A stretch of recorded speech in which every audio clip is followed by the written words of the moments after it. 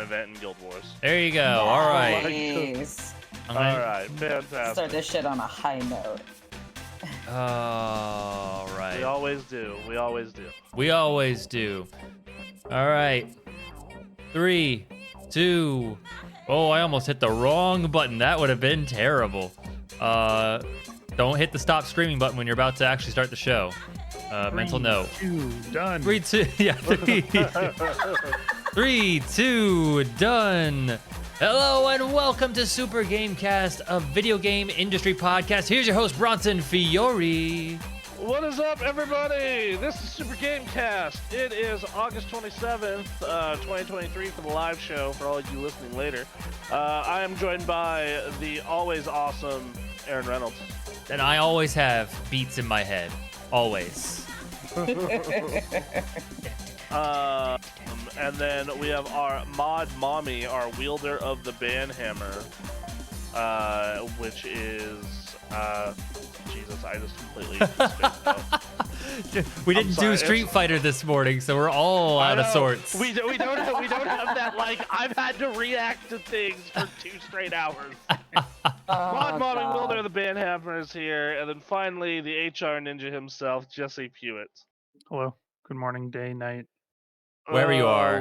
What's up, nerds? Yeah. It's almost 5 o'clock somewhere. Yeah, exactly. Yeah. Wait, are you getting liquored up at 10 a.m.? No, it's just coffee. I just drink coffee at bars. I don't know what you're talking about. I was about to say, God damn. Flua's got coffee in it, right? Yes, it does. Yeah, I think it does. Also, it's yeah, coffee. man, of all the alcohol you could pick, that's actually pretty good. That sounds like an all right way to start the morning. Right? Yeah.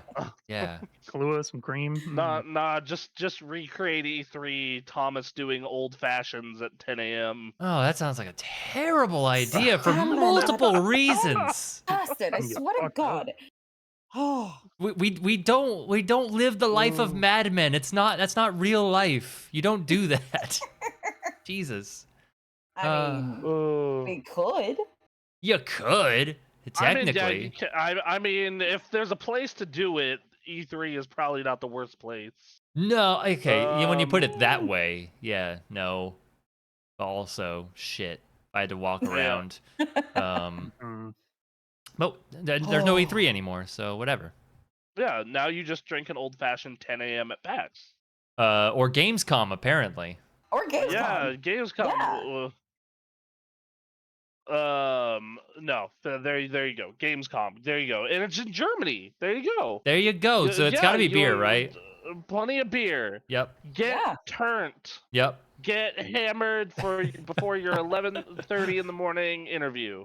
I was going to say, to do it. Get turned responsibly, folks. Just For the love getting of God. mad drunk and like harassing people at kiosk going, "When in Rome!"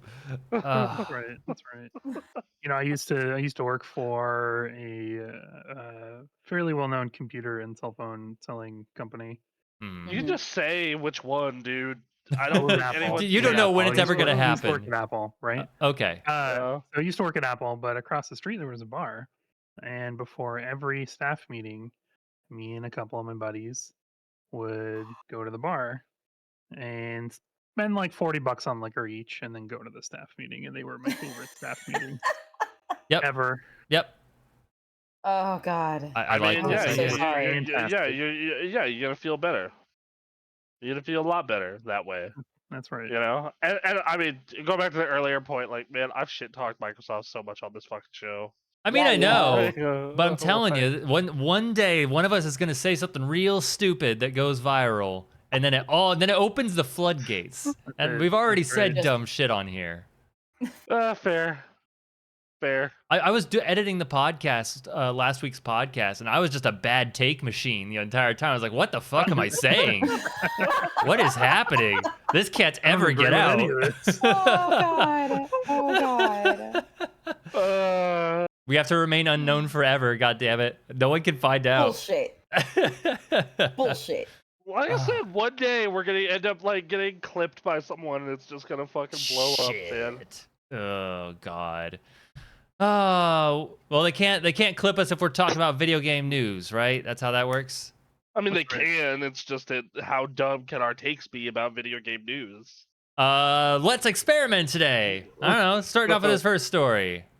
BioWare is laying off 50 employees. The general manager says BioWare must shift towards a more agile and more focused studio. Good job. Get those goddamn greedy employees. You assholes. You deserved it. It will allow our developers to What a iterate take! What a take!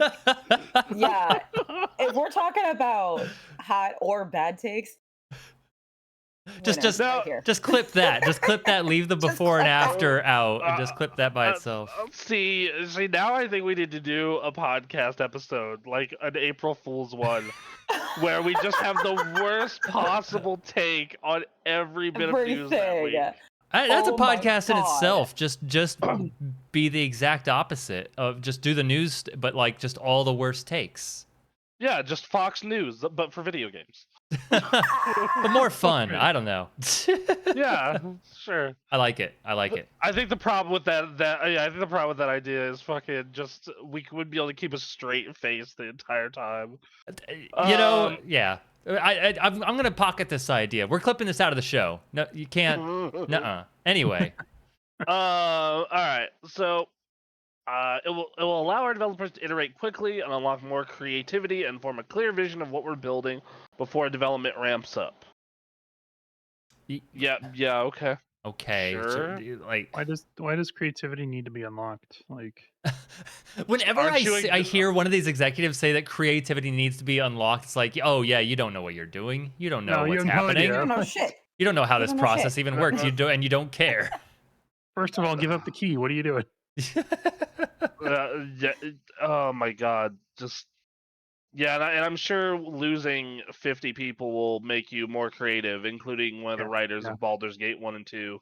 That's right. I'm pretty sure that will make your whole team a lot more creative. Yeah, good luck with that. Yeah, so. Want to unlock the key to creativity? You give them enough so they can comfortably pay their bills, and then just give them the time to make what they want to make. Yep. After much consideration and careful planning, we have built a long-term vision that will preserve the health of the studio and better enable us to do what we do best: create exceptional story-driven single-player experiences filled with vast worlds and rich characters. This vision balances the current need of the studio, namely ensuring Dragon Age Dreadwolf is an outstanding game with its future, including the success of the next Mass Effect. I don't know. When Baldur's Gate 3 is one of the most popular games in the world right now, Mm-hmm. I think that firing one of the guys who wrote 1 and 2 might not be a good idea. Just maybe. Didn't I they delay Dragon Age 2? They delayed it. Yep. It was supposed to come out Yep. September this year, and they pushed it deep. Yep. Well, ain't that some shit? Yep. I have it on this other article in here somewhere. Yeah, got rid of some notable Dragon Age and Baldur's Gate writers, which is just a choice. Yeah, it's such a good choice to get. Yeah, and the thing is like, I actually watched a video this week by like Yahtzee, that was like, he believes that like Baldur's Gate 3 could not have come out at a better time. Mhm. Like with how big D&D is and all the watching D&D playthroughs, and then you have the D&D movie doing fairly well as far as like fan service goes, and and then people are just tired of live service bullshit with tons of microtransactions. So to have a really good D&D based game that is totally just free of all that shit, right place, right time. This is the opposite of being right place, right time. Holy hell! What a goddamn choice! Dragon Age was like, oh, we're gonna make Baldur's Gate without Baldur's Gate, right? Originally, and now it's just like, hey, we should get rid of the dudes who did part of those original games. Mm-hmm. Even though this shit's more popular than ever. Yep. Oh my God! Not to mention the 49 other people who probably did a bunch of really great work as well. Yeah. Yeah, man. This is not the time. worst possible time. God Worst possible damn time. it. Like, Very EA. just yeah. I mean, yeah. You can like literally feel in these quotes this poor studio head being let out to the slaughter by the EA people. Yep. Like, here's what you're gonna say. Go do it. Fuck. So McKay claimed the company is doing everything it can to ensure the process is handled with empathy, respect, and clear communication, and said it had chosen to act now, in part to provide our impacted colleagues with as many internal opportunities as possible, and the changes coincide with a large number of roles currently being available in EA across other studios. Yeah, I'm sure the dude who works on Dragon Age or worked on Jade Empire or works on Mass Effect or even, really, really wants to go work on Madden FIFA or or Star whatever Wars. the FIFA game is now that they don't have the FIFA license. Oh, it's Uh, FC. I was talking about this with my coworker. It's now being known as FC. FC. Now, Yeah. granted, there are some good studios in there. You got the Dead Space guys in there, and you got the, Crytek is buried somewhere in there, and you got Respawn. Somewhere in the depths. But I'm willing to bet a lot of these internal positions are not over at Respawn. Nope. Or the other studios like Respawn. So Yeah. and then finally, this lines up with that. They had BioWare stop working on the Old Republic, the MMO, and moved it to Broadsword Online Games, which also manages Ultima Online and Dark Age of Camelot. Mm. And if you're wondering how all this will impact the development of Dragon Age Dreadwolf, let me be clear that our dedication to the game has never wavered. Our commitment remains steadfast, and we're all working to make this game worthy of the Dragon Age name. We are confident that we'll have the time needed to ensure Dreadwolf reaches its full potential. And they said last October that it had reached alpha status. Huh. So Okay. So I'm one of those people who didn't like Dragon Age Inquisition. I thought it was shit. What up, Black Catter? Hey. Hey. What up? I'm one of those people that thought Dragon Age Inquisition was a big pile of doo doo. It was the gray generic pace of RPGs. Mm-hmm. So I do not have confidence in Dreadwolf. To be fair, the only in that series I enjoyed was the first one. So. Right. Yeah, I was never a big Dragon Age fan myself, but I know it has its fans. In the same way there are like big Mass Effect fans, there are some big Dragon Age fans. And, yeah. I wish the best for them. I hope this game works out. We'll see, I guess. Because, So Does not sound like it's going to. No, this sounds like this is gonna be just a fucking shit show. Yep. How much do you want to bet this game comes out and it's buggy as hell, has a Mhm. bunch of glitches and other fucking issues? Yeah, I'd put money down on that. Mm-hmm. Yep. I will say, hey, go try Baldur's Gate 3 if you like Dragon Age. Yeah. You'll probably like it.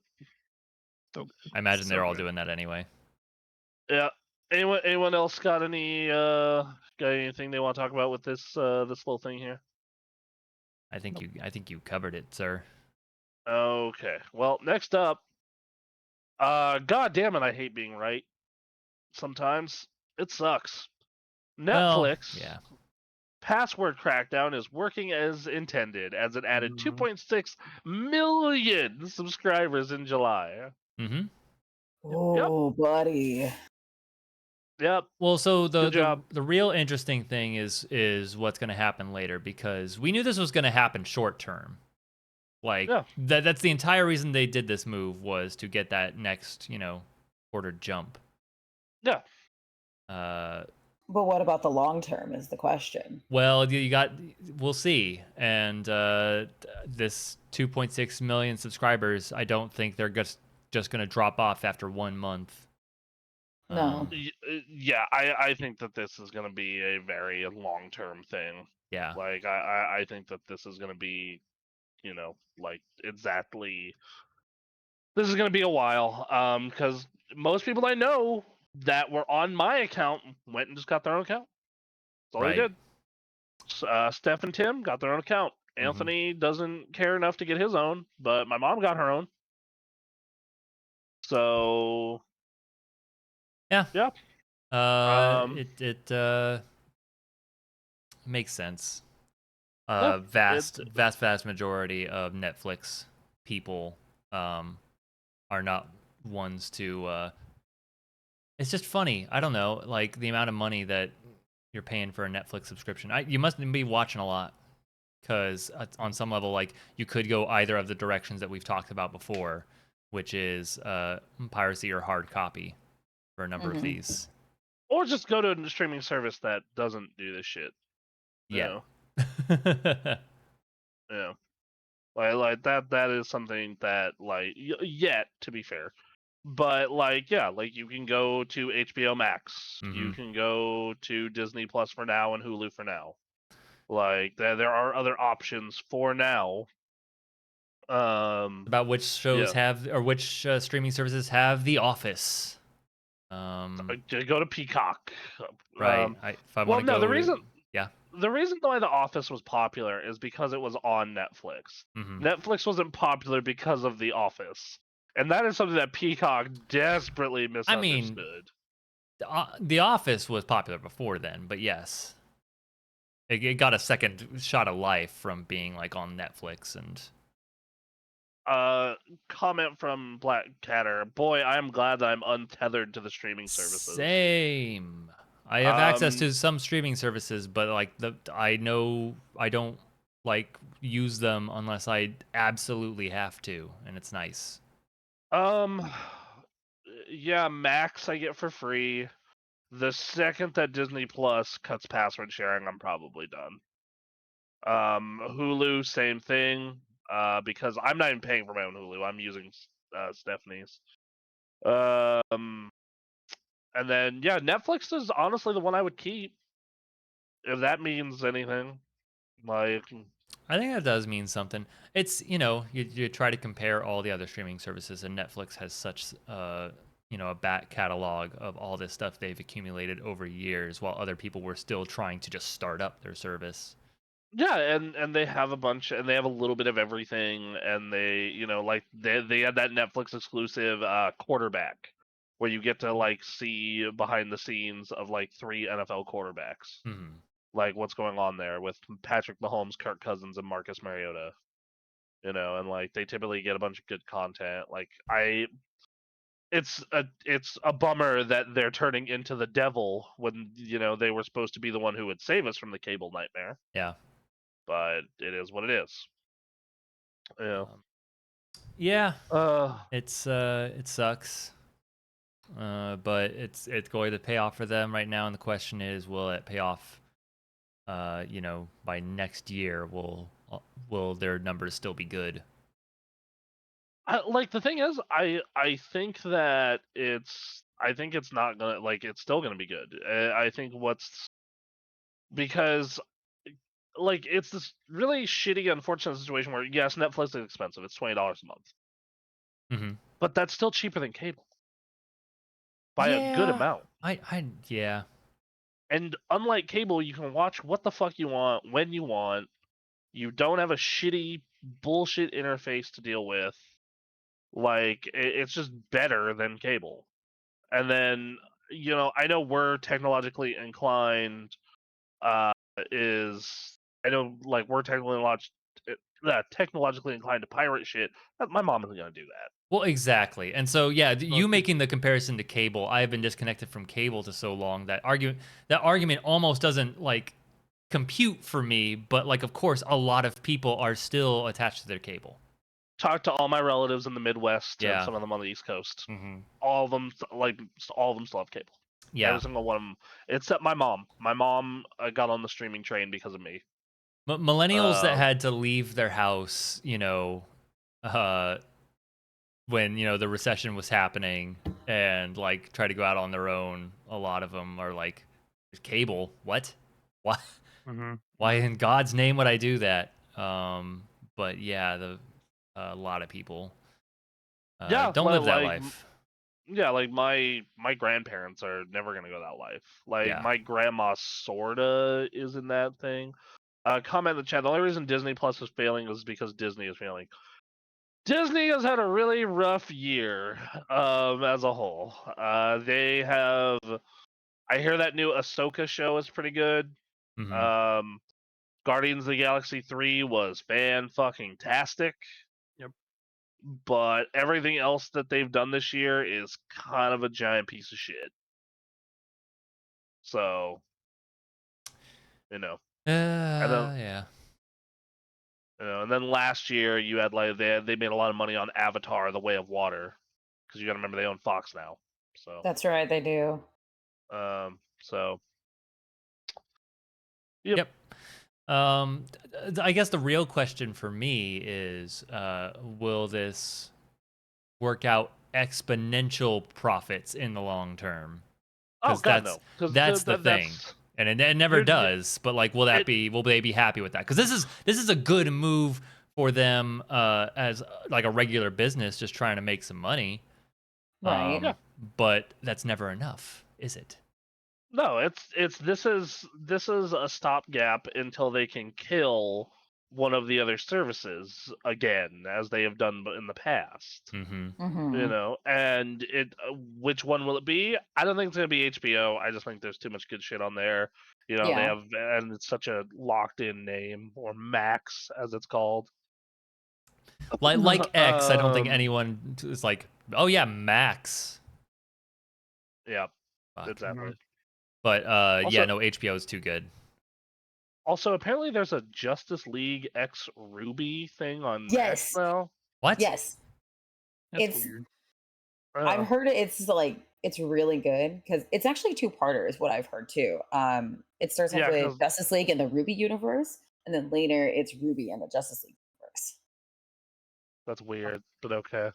Yeah. I'm a big fan of Ruby. I was so excited when I I heard about this. I was like, Ruby is one of those series that they just milked too hard for me. It's just like they got to season 5, and I'm like, can we please get to the fucking point already? Mm-hmm. Um, Paramount Plus is my first bet. Yes, actually, I think that will be the first to die. I really do. I don't think there's much good on there. Yeah. I'm only exposed to like the Star Trek aspect, which the thing about that is Strange New Worlds has been decent mm-hmm. for a Star Trek property, and like Discovery's dead, right? Discovery's dead, or are they still Yeah, that's going with part of that? Max. Yeah, Discovery's it's part part of of Max Max. now. That's Yep. part of Max now. Yeah. Yep. Okay. So I just looked at Paramount Plus. Paramount Plus has Transformers. They Yeah. have Star Trek, and then they have one big fucking thing in their favor. The AFC games for the NFL are on Paramount Plus. I'm sorry. What? Yep. Really? Yep. How? Who is treating these like conference like? How do they only get AFC games? Because okay, so Paramount, CBS is owned by Paramount. Yes. That's why. And where does the AFC play in the Oh CBS. NFL? On CBS. man, that's wild. That is absolutely what. Yep. So wait, where are the NFC games played? Well, Fox owns the NFC, but Disney isn't doing anything with them. You just watch Nope. But those. that's weird because Disney also owns ESPN. They could at least get, I don't know. I No, mean, ESPN's got their own shit. I'm sure ESPN lets you stream the Monday Night Football games. Yeah. Mm-hmm. So there you go. That's at least part of it. Weird. Whatever. Yeah, I don't know too much So about how that works. at I just that think point, that's I funny. actually. The thing is, though, is like most NFL viewers I know are kind of in one of three camps. There's my grandfather's camp, who are just pissed that some games are streaming exclusive. Yeah. They were so fucking mad that Thursday night games were on Amazon now. He was so unhappy. Yeah, those games were shit anyway. Yeah, Amazon really got what they paid for, eh? He really did. A little bit. Him and Al Little bit. Michaels, Al Michaels just dying on the microphone for 3 hours. Ugh. God. Lordy. So yeah, you had that, and then so yeah, like it's then you have the people who just buy the whole package every year because they love football that much. They pay the $300 for the DirecTV everything football thing. Mm-hmm. And then you have kind of people like us who get it where they can because they don't want to pay for any of that shit. Yep. Yeah. Be it, I honestly got last year. I really got into listening to the games on the radio because the NFL had that NFL Plus package where you could listen to every team's games on the radio. Oh yeah. Yeah. Okay. Like even if it's outside your network. Mm-hmm. Good. Yeah, and then the NFL is apparently offering NFL Plus Premium, so you get access to your live and local games on mobile and on your computer, primetime games, NFL Red Zone and NFL Network. So this is like, okay, I don't have cable or local television, and I can watch my local team now, along with some other stuff for it's a yearly fee Oh. of okay okay, so there's two plans.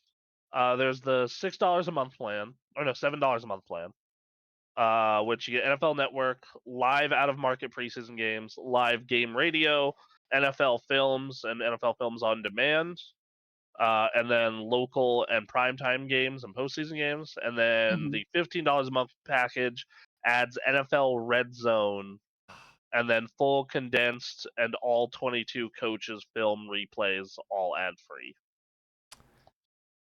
So Yeah, I feel like I don't know. I think that's a good price. That first one is pretty good. But I'm about that red zone life, unfortunately.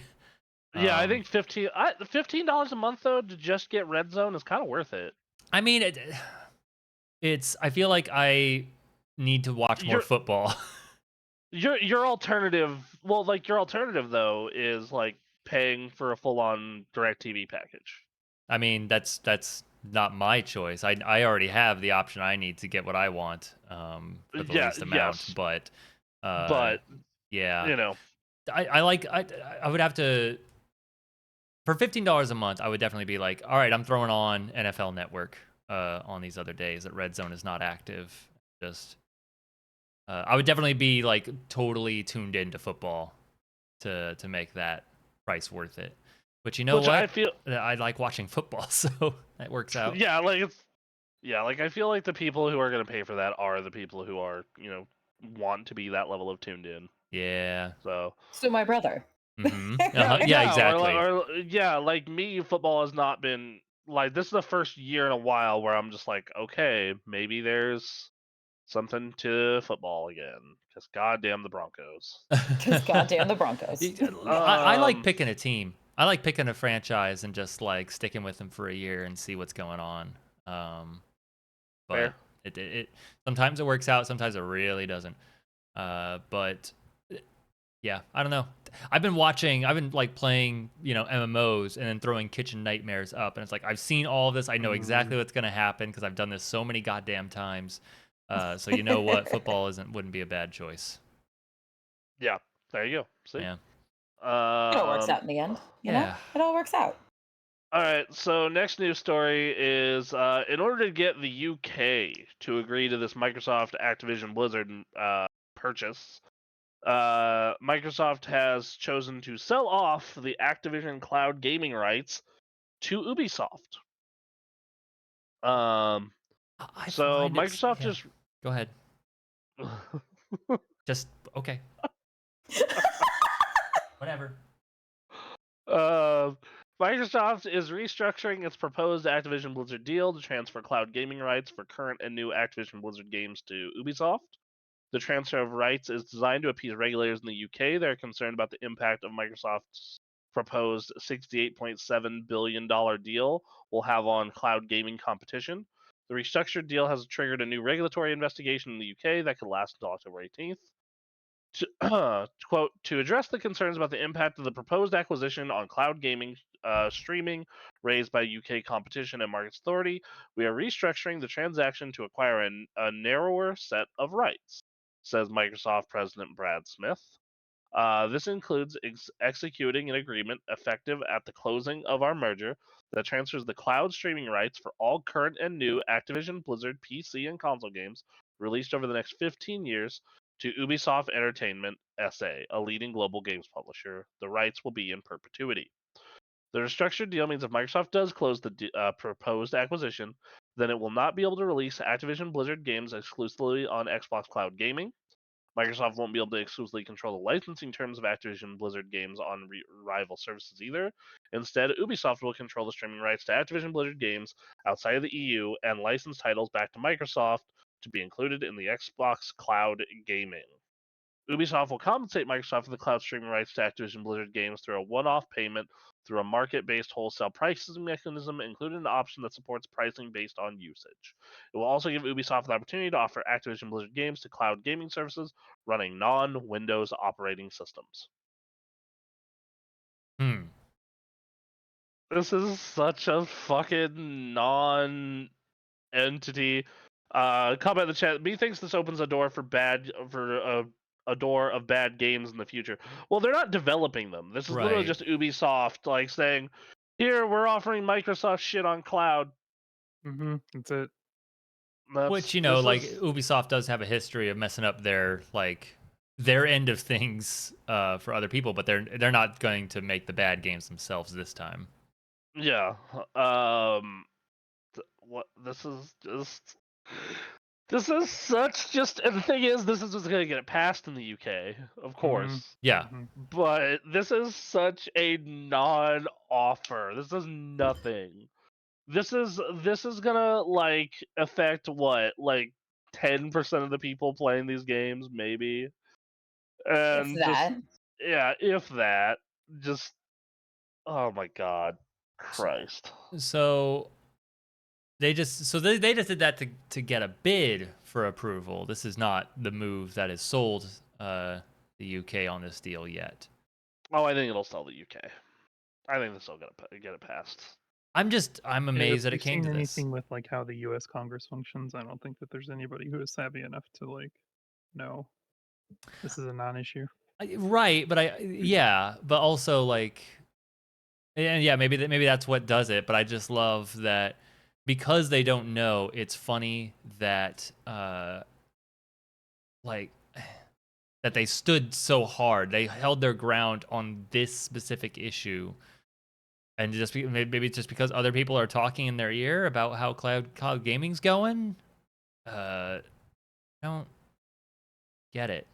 I don't understand. I think cloud is just a real big trending thing right now, and they're just leeching onto that part of it. Sure. The deal also, the CMA notes, Ubisoft will also be able to, for a fee, to require Microsoft to adapt Activision's titles to an operating system other than Windows, such as Linux, if it decides to use or license out the cloud streaming rights to Activision's titles to a cloud gaming service that runs a non-Windows operating system. So yeah, all right. I'm gonna play these games on a Linux system. The CMA will now assess the rework deal over the coming weeks to deliver a decision by the October 18th deadline. This is not a green light. We will carefully and objectively assess the details of the restructured deal and its impact on competition, including in the light of third-party comments, says Sarah Cadell, chief of the CMA. Our goal has not changed. Any future decision on this new deal will ensure that the growing cloud gaming market continues to benefit from open and effective competition, driving innovation and choice. Yeah. I really wish they understood how small cloud gaming is for most people. Right. Like, I really wish that they understood, like, this is not the part of this deal that's, like, you should be caring about. So, like, at all. Blackcatter with the comment, so it's actually an excuse for Microsoft to kill its cloud gaming department. I think Microsoft really is betting hard on cloud gaming. Like when they had that whole conversation earlier this year, like after Redfall, about how Like they just can't be number one in gaming, in console gaming anymore. Like they were talking about cloud gaming. That was a big feature for them. I think what they believe is their service is just so much fucking better that they're willing to pay Ubisoft for 15 years to use their own shit, and they just think their product is so much better. Like, fine, whatever, that doesn't matter. And we have Game Pass hooked in too, so like, there you go. Like, no one's gonna pay for whatever Ubisoft's dumbass service is. Right, yeah. There's certainly that. Unless someone really wants to play Assassin's Creed on the cloud or something. Assassin's Creed Fuck mobile no. game. Like, Like my monitor came out. The monitor that I'm using right now came out 2 months ago, and for some reason has Xbox Cloud Gaming on it. Mm-hmm. I can hook a controller up to a USB port or through Bluetooth and then play games on the cloud. So I don't think it's going anywhere. No, Yeah. it's not. And again, we did this earlier this year. I tried cloud gaming, and in an ideal situation, it does work. It's not Yes, ideal, but like you, yeah, we we tested did it that. on stream. Yeah, we did that. We did that experiment on stream where like you and I are on wired connections on Mhm. fiber. Fiber. One not 1 terabyte. One down, one up. It's super fast, and even then, like you had artifacting and other issues, but like for most games, this is gonna work and be fine, Yeah. especially on smaller screens like phones. Yep. Yep. You know, so But they're still gonna run into problems of like, all right, I'm on my phone in like an airport lobby using airport Wi-Fi. All right, let's try some cloud gaming. the answer is you can enjoy turn-based games there. That's about it. Right, which hey, play some Persona, like you can do it, Yep. 100%. But yeah, that's the funny thing about this whole. That's what captures my imagination about this is that cloud gaming just is not where it needs to be, and I don't know what it's going to take to get it to where it needs to be. So when Really UK good is like, infrastructure in places that aren't major cities. that would be awesome. They should do that regardless. They're not gonna. No, like if cloud gaming is dope if you live in San Francisco or Seattle or like Austin or London or places like that. But if you're in like parts of the world that don't have super fast internet and super fast public internet like airports and shit, Mm-hmm. this sucks. This isn't good. Yeah, which again makes Microsoft's push kind of interesting, and but then it also makes UK being like, cloud gaming, we can't do this deal, especially weird. Everyone's position on this is at least a little weird. Yes, it is, and like, cause like you look at you're like you see we talked about those court documents a couple months ago where we were like looking over how much Call of Duty alone is worth Mm-hmm. in the games industry as a whole, and you're like, holy fuck, Yeah. this is like, and then you look up like the value of Candy Crush Mm-hmm. and how much money that makes, and you're like, how is cloud gaming your sticking point? Right. Yeah. What the fuck? How is cloud gaming the sticking point here? Not the game, not the biggest game every year that sells the most copies and does the most microtransactions. Mm-hmm. Not the fucking game that not the game that is like on every phone in the history of ever, racking up money from boomers. Yeah. Not not any of the stuff Blizzard does, which is making money hand over fist. No, son.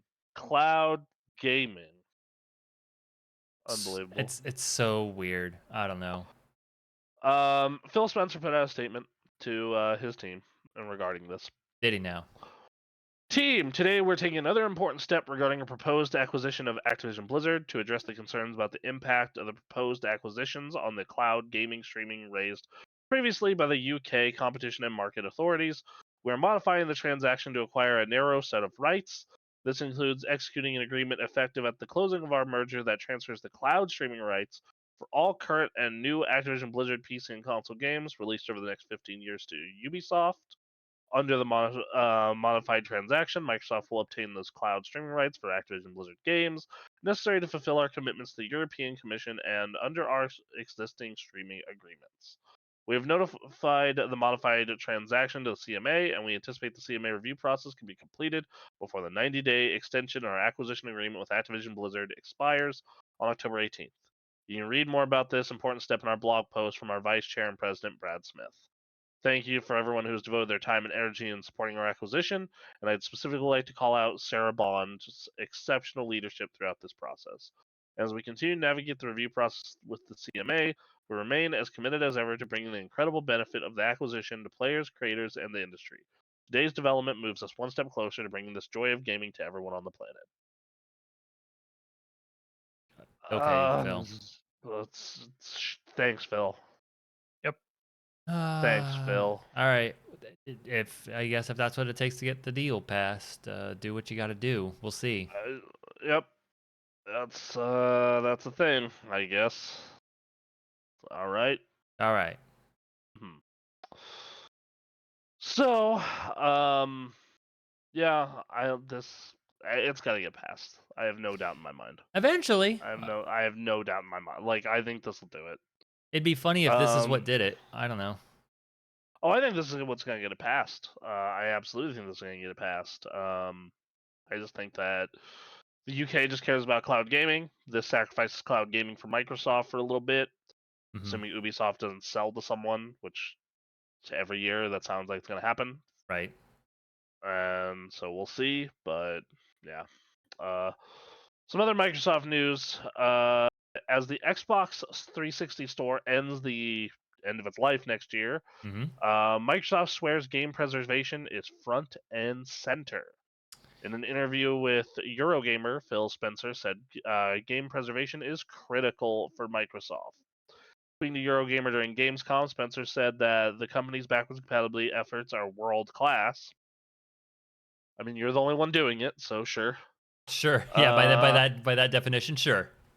And the folks playing 360 games is a pretty small community. I mean, yes, the people still playing on a 360 itself is probably a small community. And it felt time for Microsoft to abandon old hardware and focus on where the players are. Understandable. I get it.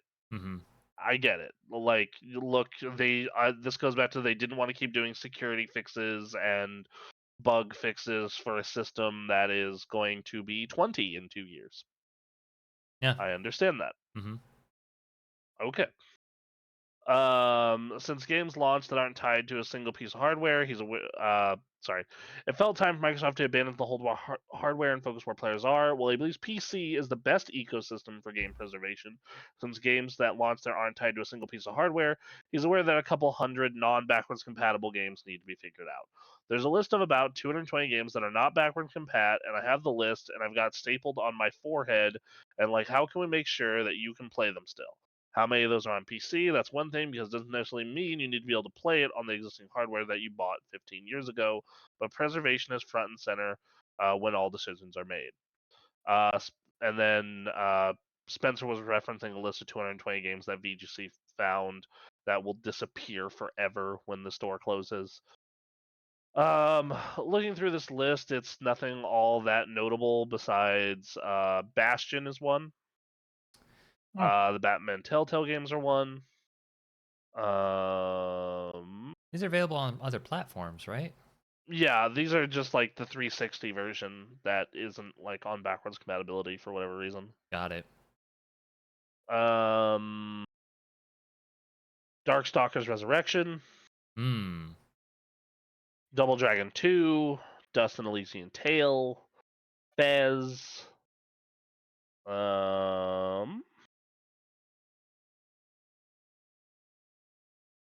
Penny Arcade episodes 1 and 2. Oh man, there's some Gamecraft lore. Yeah. Resident Evil and Resident Evil 0, Res HD.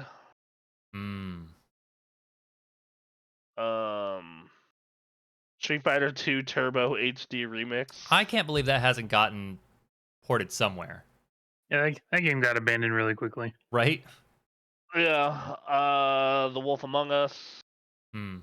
And then a bunch of Yu-Gi-Oh games. So. Yeah. Those are just the notable ones. But looking through the list, it's not like a whole bunch of like, oh my god, we're losing all these great games. I mean, it's definitely like on one hand, yeah, I looked through that list and there's not a whole lot.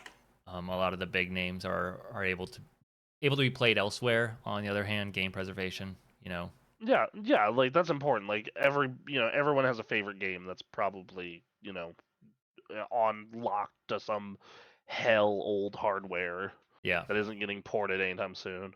yeah, So yeah, they also Spencer noted that game preservation is critical, as we said before, specifying that the company launches all of its games on PC because not limiting titles to one piece of hardware ensures games don't get lost in time forever. It's a bummer that the 360 marketplace will shut down next year, but Spencer said that's why the company gave everyone a year notice to prepare for the end while Microsoft works on preservation solutions. I mm, will say for us that preservation that's linked to only one piece of hardware is a challenge because there can be hardware love as well, people who love and want this device to do this forever, but mechanical things will break over time. But so we gave people a decision this year. Let's say, hey, if you want to go buy these things in the 360 digital store, we're going to give you a year head start and you can get those things. And just know that list of 220 games is something that we see and we would love to find solutions for these games to continue to play them. Yeah.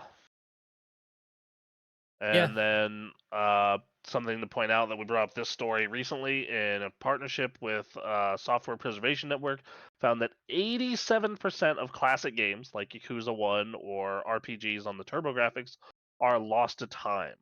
Game preservation is important, and by that they mean not playable on a current platform. Yeah.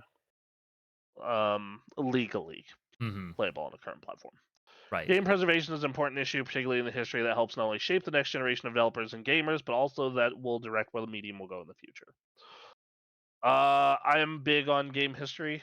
I think that this is, yeah, man, that is a bummer. The 87% thing. I think the store closing is a bummer. I think that unless they absolutely cannot get the licensing rights for one reason or another, they should try to get all of the 360 store up and running on the new consoles, the Xbox One and onward. Yeah. I don't think that'll be the case though. I think it's just Find a way to get all that shit working on a PC. Yep. All right. So anyway, next news story is hey, guess what? Huh? Uh, What's up? or my Discord will lag. Hey, That's cool. who needs that? So hey, Konami confirms the resolution and frame rate for the Metal Gear Solid Master Collection, and man, it is a choice. Not good. Not It is good. great. Fantastic, even. Hold on, before we move on to this, we got a comment in the chat. Why does the Xbox takes this backwards compatibility stance so staunchly when it's that obvious that PlayStation despises it and Nintendo barely takes notice of it? I think it's because they figured it out. They figured out how to make it happen, and PlayStation literally can't. In the case of PS3, like it's just, and then PS1 and PS2. Why would they do that when they can resell you PS1 and PS2 games? And that's how like Nintendo's doing it too. Like what Xbox is doing is a very consumer friendly thing in an industry where people are willing to buy the same game over and over and over again. Yeah, like I mean, perfect example of this is Pikmin 1 and 2 are now available on the Switch. Mm-hmm. You can get both of 1 and 2 together for $50. Now they did get the HD bump and some other quality of life features, but generally it's Pikmin 1 and 2. So Nintendo just knows you're going to buy their shit again. Yeah. And if it's too old, they know you're going to subscribe to their subscription service to play the shit again. Mm-hmm. As for Sony, that's a more complicated issue because some of it's rights things, because Sony really depended on third parties a lot for like all of their best games on PS1 and PS2.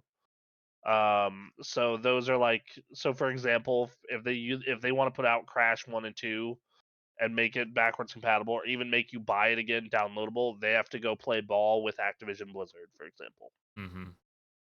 So that's why that is. Um, as for PS3, you have this issue where it's the most asinine piece of hardware of all time. Yeah. And like, let's put it this way: there is a whole community working on trying to get like PS3 games emulated on PC, and they can still only get about half of them to run 100% correctly on like high-end modern hardware. Right. So yeah, that kind of tells you why that is. And then I think on the other side of it, Microsoft definitely has it's a real benefit to them that, like, hey, you can go download all these 360 games that are really good and really cool, and these original and a handful of original Xbox games. So Yep. so yeah, that's that. As for speaking of bringing games that are impossible to play onto modern consoles, though, we have Konami has confirmed the resolution and frame rate of the Metal Gear Solid Volume 1 collection. Mm-hmm. It has a 1080p FPS target on all platforms besides the Switch. So PlayStation 4, PlayStation 5, Series X, and Series S. On the Switch, however, it runs at 720p and 30 FPS in handheld, 1080p, 30 FPS in docked. No platform runs it at 4K. Yeah. That's rough. Yep. That's a bummer. Okay. 1080p is not the end of the world for these games. Not for these games. And I want these games on a modern platform so fucking badly that I'm just willing to suck it up and deal with it. Yeah. I think that's what they're cashing in on. Exactly. Yeah, absolutely. I know what they're doing. Yeah. But doesn't mean Those games are so good. Yeah, like those are 3 of the best goddamn video games ever made, and I'm tired of. To play MGS1, I have to keep a Wii or a PS3 out in the wild. To play MGS2 and 3, it's on my Series X. And then they supposedly they're doing 4 Peace Walker and 5 in a collection next year is what's been leaked. Oh. So, All right. maybe Well, playing sure. 4, dude, they can sell 4 on its own if the port job is good. Mm-hmm. They could. That's It'll be interesting to have a better place to play Peace Walker.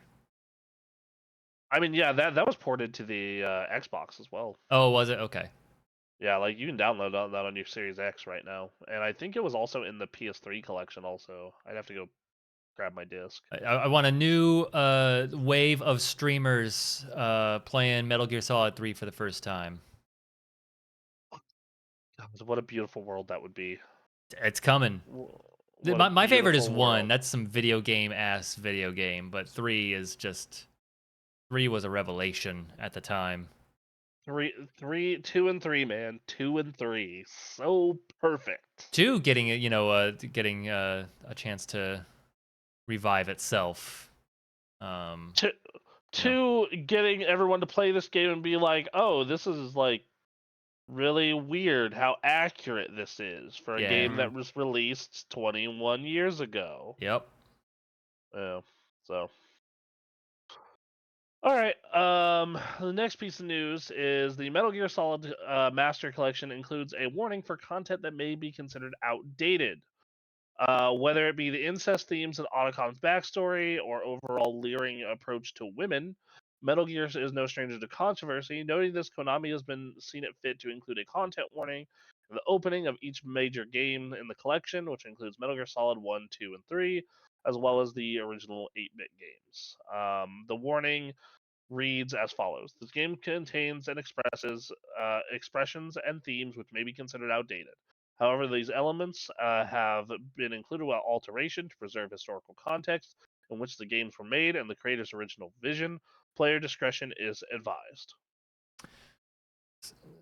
Are we talking about? Well, so there's the Otacon's backstory stuff.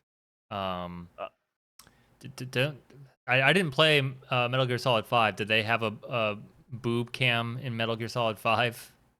I mean, they had quiet in Oh Metal Gear boy, Solid didn't 5. they? Yeah. Okay, then I don't know. Yeah, you could say it's historical, but also in terms of Metal Gear Solid, like that shit ain't dead. Mm. Yeah. I mean, to be fair, Metal Gear Solid 5 came out 8 years ago. That is a terrifying sentence you just said. Yep. I hate it. Yep. Yep. Okay. Yep. So, yeah. What else could There this you be go. referring to? Is it just that? I don't know. There's like it's meant to be for the character to be shown as kind of a dirtbag, but Volgan kind of comes off as a little rapey. Ugh. And then you Yeah, have Volgan's an asshole.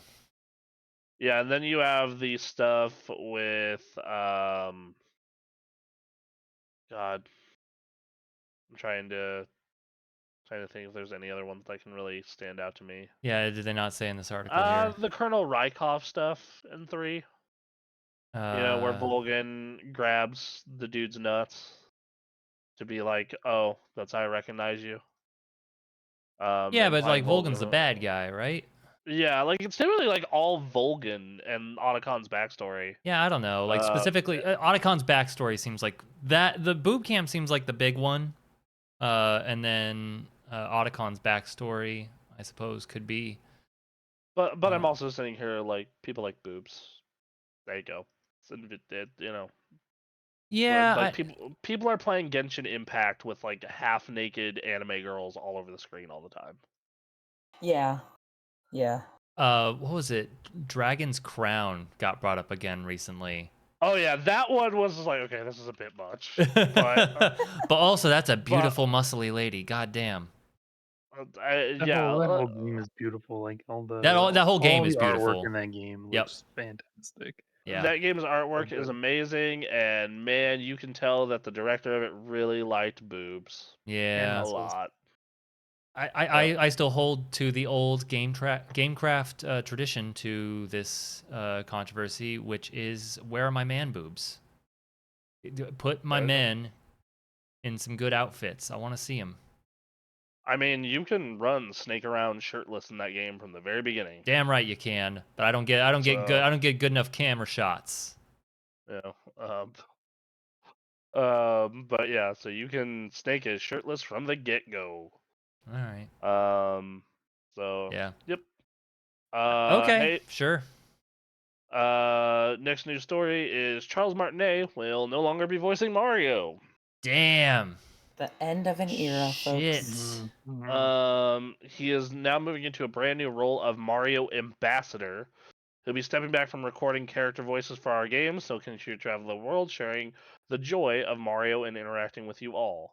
It has been an honor working with Charles to help bring Mario to life for so many years, and want to thank him and celebrate him. Please keep an eye out for special video messages from Shigeru Miyamoto and Charles himself, and we'll post at a future date. Following the announcement of several new Mario-themed games, including Mario Wonder and WarioWare Move It, both trailers featured soundbites from characters traditionally voiced by Martinet, but they believe they didn't sound quite like him to the point where Charles was one of the trending topics on Twitter following the announcement. Following this news, Martinet broke his silence by quoting the tweet saying, "My adventure begins. You are all number one in my heart." Aw. So It's one thing. A lot of people who work in video games are super cool people. Yep. Voice actors are super cool people. Even with some of the weirdos here and there, but that's just everywhere. But like Charles is like he's such a positive personality who really, really loved being Mario. Oh my god. yeah, man. So, a fun little fact about it, though. So, he was in the Mario movie as Mario's dad, and that Yep. one other character in the arcade bar area. Charles Yeah. Martinet's last line might be from the Mario movie as Mario's dad. "These are my boys." Oh, that's So, wow.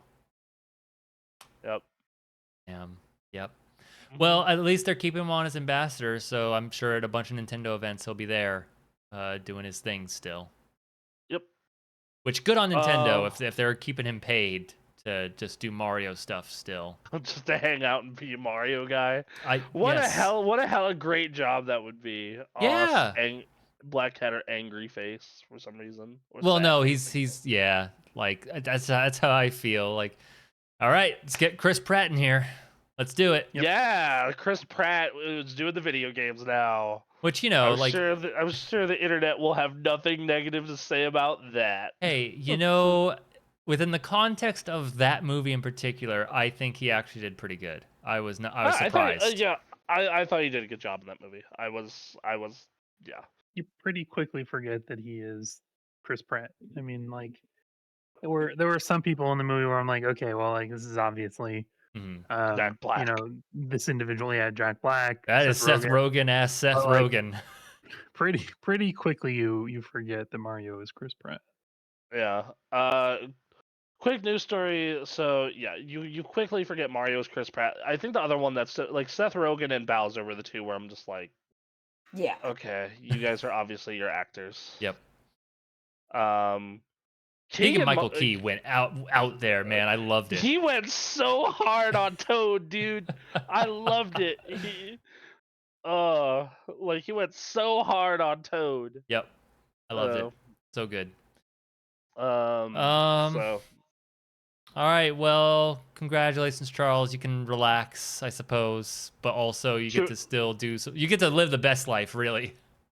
Let's see. You forget Chris Pratt voices everybody now. Oh yeah. He's in a lot of movies. A lot of movies, a lot of animated stuff. And he doesn't do a bad job. I don't get why someone's so fucking mad about Chris Pratt voicing roles. Like, let's see. He's just everywhere now. That's it. Just oversaturation. Yeah, like he was in Lego Movie 2. And there's the whole other fight. Well, Lego Movie 2, he does great. He plays two prominent characters at the same time. That was fun. But the thing also is like voice actors. Voice actors are trying to get work. Voice actors are having trouble getting bills paid. And then you hand off a role that would, help someone get through half of their year based on how much they pay voice actors, and you give it to a multi-million-dollar movie star. Like, great.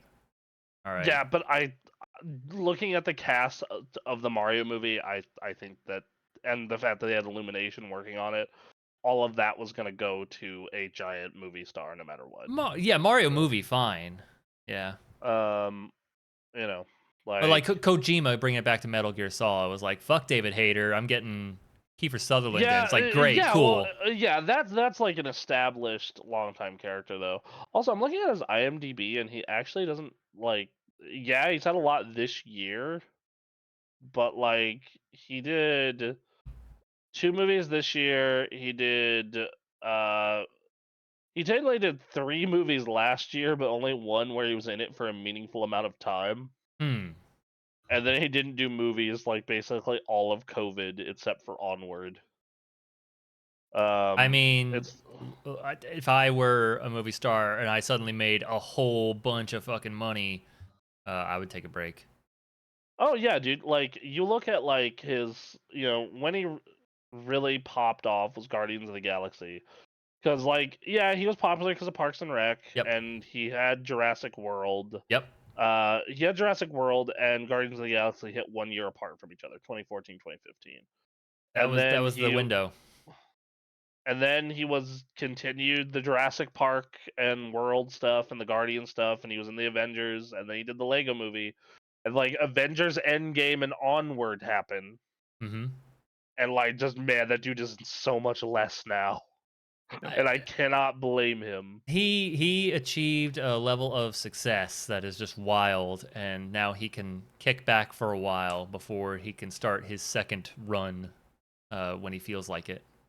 Yeah, I'm looking at his early career stuff, and he was in The Huntress, Cursed Part 3, Path of Destruction. He was a voice in the one episode of The Batman. Nice. So he's actually been a voice actor for a while, it looks like. He was in a movie called Bride Wars. Sure. Oh, he was in the Ben 10 video game. That's He was interesting. in he was in 2 episodes of Ben 10, the like the show. So like his first movie that he was in that was actually successful was Moneyball. Oh, wow. Okay. Yeah, so he was acting for about 11 years and voice acting for about 11 years before he got like a big break. Mm-hmm. And then he got another big break a couple years later with Parks and Rec. Yep. Funny enough, he was in next Star Wars as Obi-Wan Kenobi. Oh, that's weird. Yep, I would have to hear that performance. yep. He was in movie 43, Delivery Oh Man. man, movie 43. I forgot Yeah, about so that.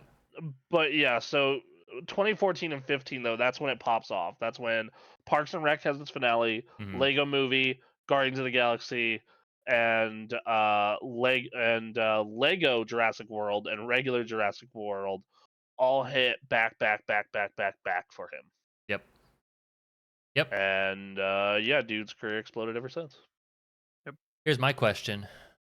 Hmm. Does Charles Martinet start taking voice acting jobs elsewhere more now? I want Charles Good Martinet in question. What else Halo. is he? What the fuck else is that man in? I'm gonna check. Let's see. Okay, so Master he, Chief, we have to destroy the weapon. Yahoo! okay, so Should watch it. He was in Dragon Ball Superhero.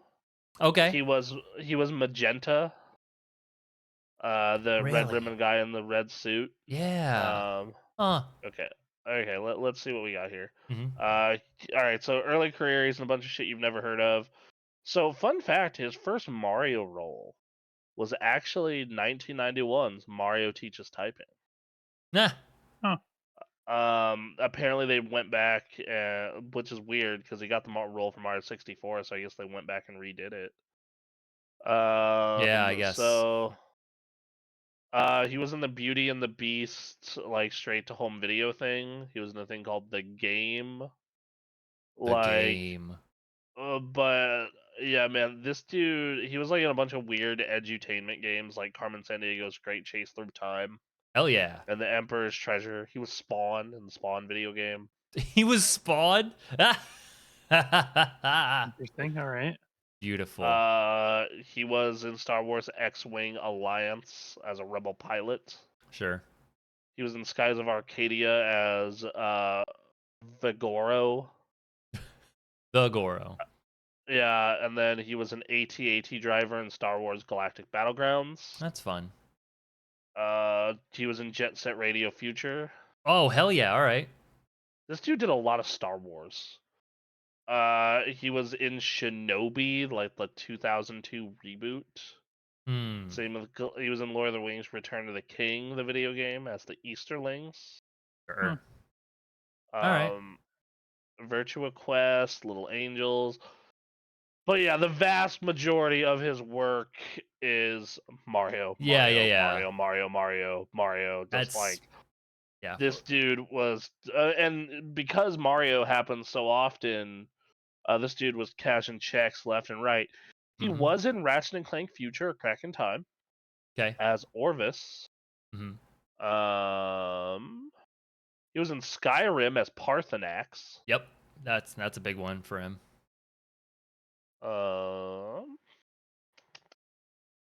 And then yeah, that most of the time it was I'm gonna go play a whole fuck ton of Mario. Yeah. So all right. So he's gonna be brand ambassador, and then I want to see where he goes. I want to see if he voice acts elsewhere. I want to know. Yep. I'm curious if he gets more roles in Dragon Ball. Yeah. That's what I want to know. Hell yeah. Right. I want to hear you yell, Charles Martinet. Gonna be a. I want to see him in like a new League of Legends character or something like more mainstream. Just like what the fuck. Oh yeah. Just like they used to have Jim Cummings do voices in WoW. Oh man. Yeah, like he was a drug addict elf in Legion at one point. That's fun. All right. It was the saddest goddamn storyline I've ever seen. It was so heartbreaking. It was a good story, But man, it was fucking heartbreaking. Oh, I got it. Uh, Hydaelyn is like gone in Final Fantasy 14, so the new voice of the crystal is Charles Martinet. you go to the crystal. Woo!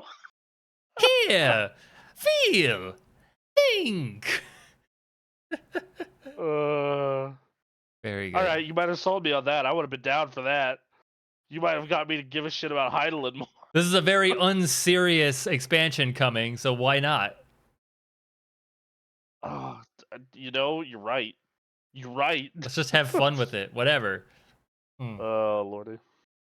Hey, Okay, you know well. what? Okay, you know what? Lalafels are some tiny little assholes. That man could absolutely voice a tiny little asshole. Like, Yes, I 100% agree with that. oh, that'd be good. All right, so moving forward, All right. we have one last story that I actually didn't put on the dock because it came in while I was doing shit. Okay.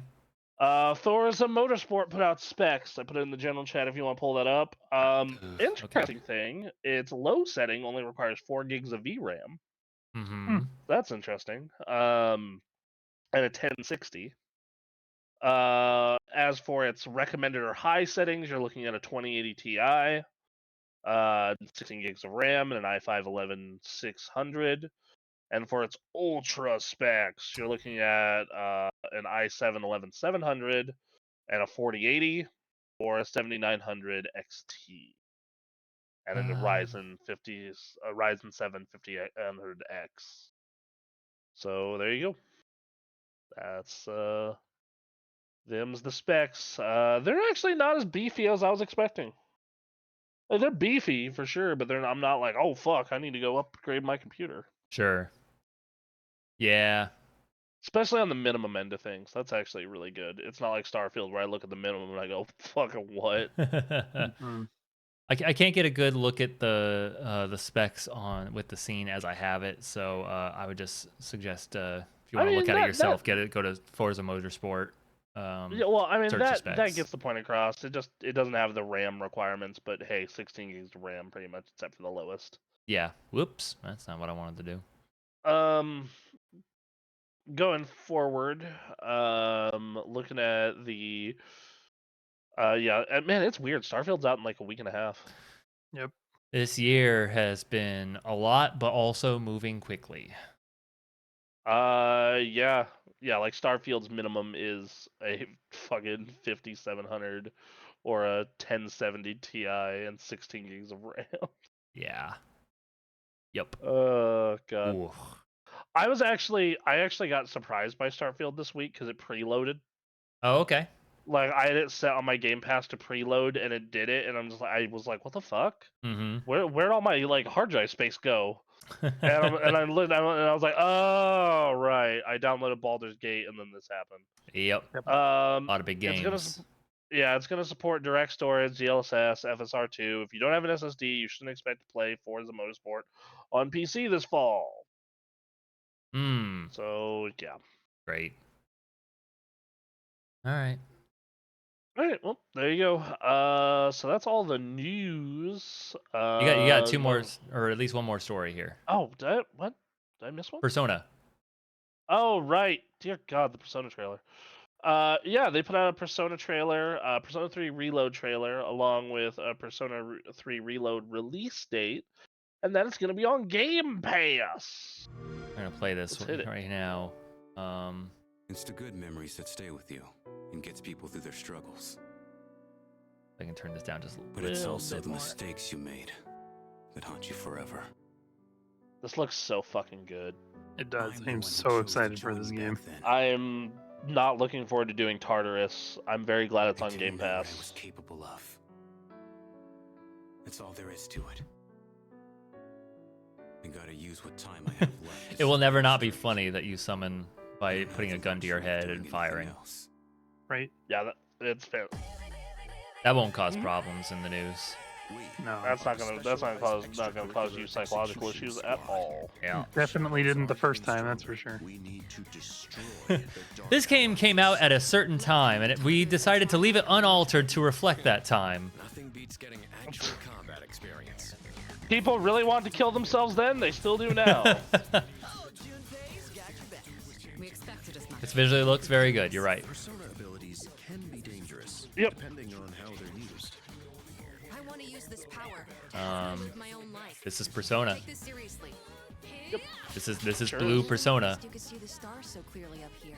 Yep. Knowing the truth. What were the Yeah, colors yellow of 1 and Persona. 2? Right? Purple. Purple and red.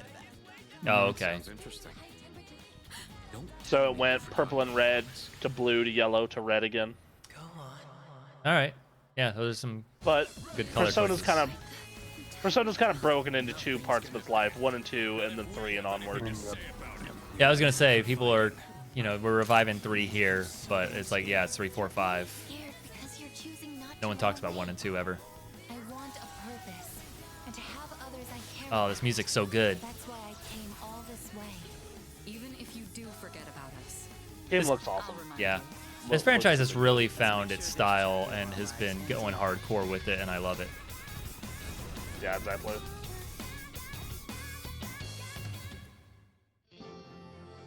February 2nd. All right. hmm Cool. All right. That's that. Yep, looks dope. Can't wait. Yeah. Now I think that's news. Yep. Let's see. Gamescom's been happening. I kind of was looking through to find any more big news, and there's some stuff here and there. I would say, go check out what's been going on with Gamescom. But yeah, there's not really much to talk about as far as I can tell. All right. Lots of game trailers. Was that? There are a lot of game trailers from Gamescom. Yes. Yep. Game trailers came out. They were good. Some of them. Yep. Xbox exec says Starfield kicks off a multi-year relay race of first-party titles. I sure hope so. Yeah, fucking A. I hope they do. I Uh, really hope they do. yeah. Epic Game Store is offering developers 100% of revenue for 6 months of exclusivity. That's, Yeah, Oh, that. did we ever talk about that new Sony handheld?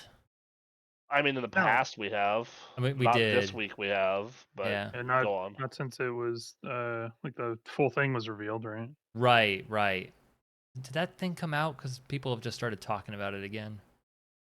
Yeah, I think it came out, and I just kind of disregarded it because I'm just like, does anyone actually give a shit about this? I want to see the sales because I'm very curious. I don't want this thing. I personally do not, and I don't understand it. But I want to see if it just sells anyway.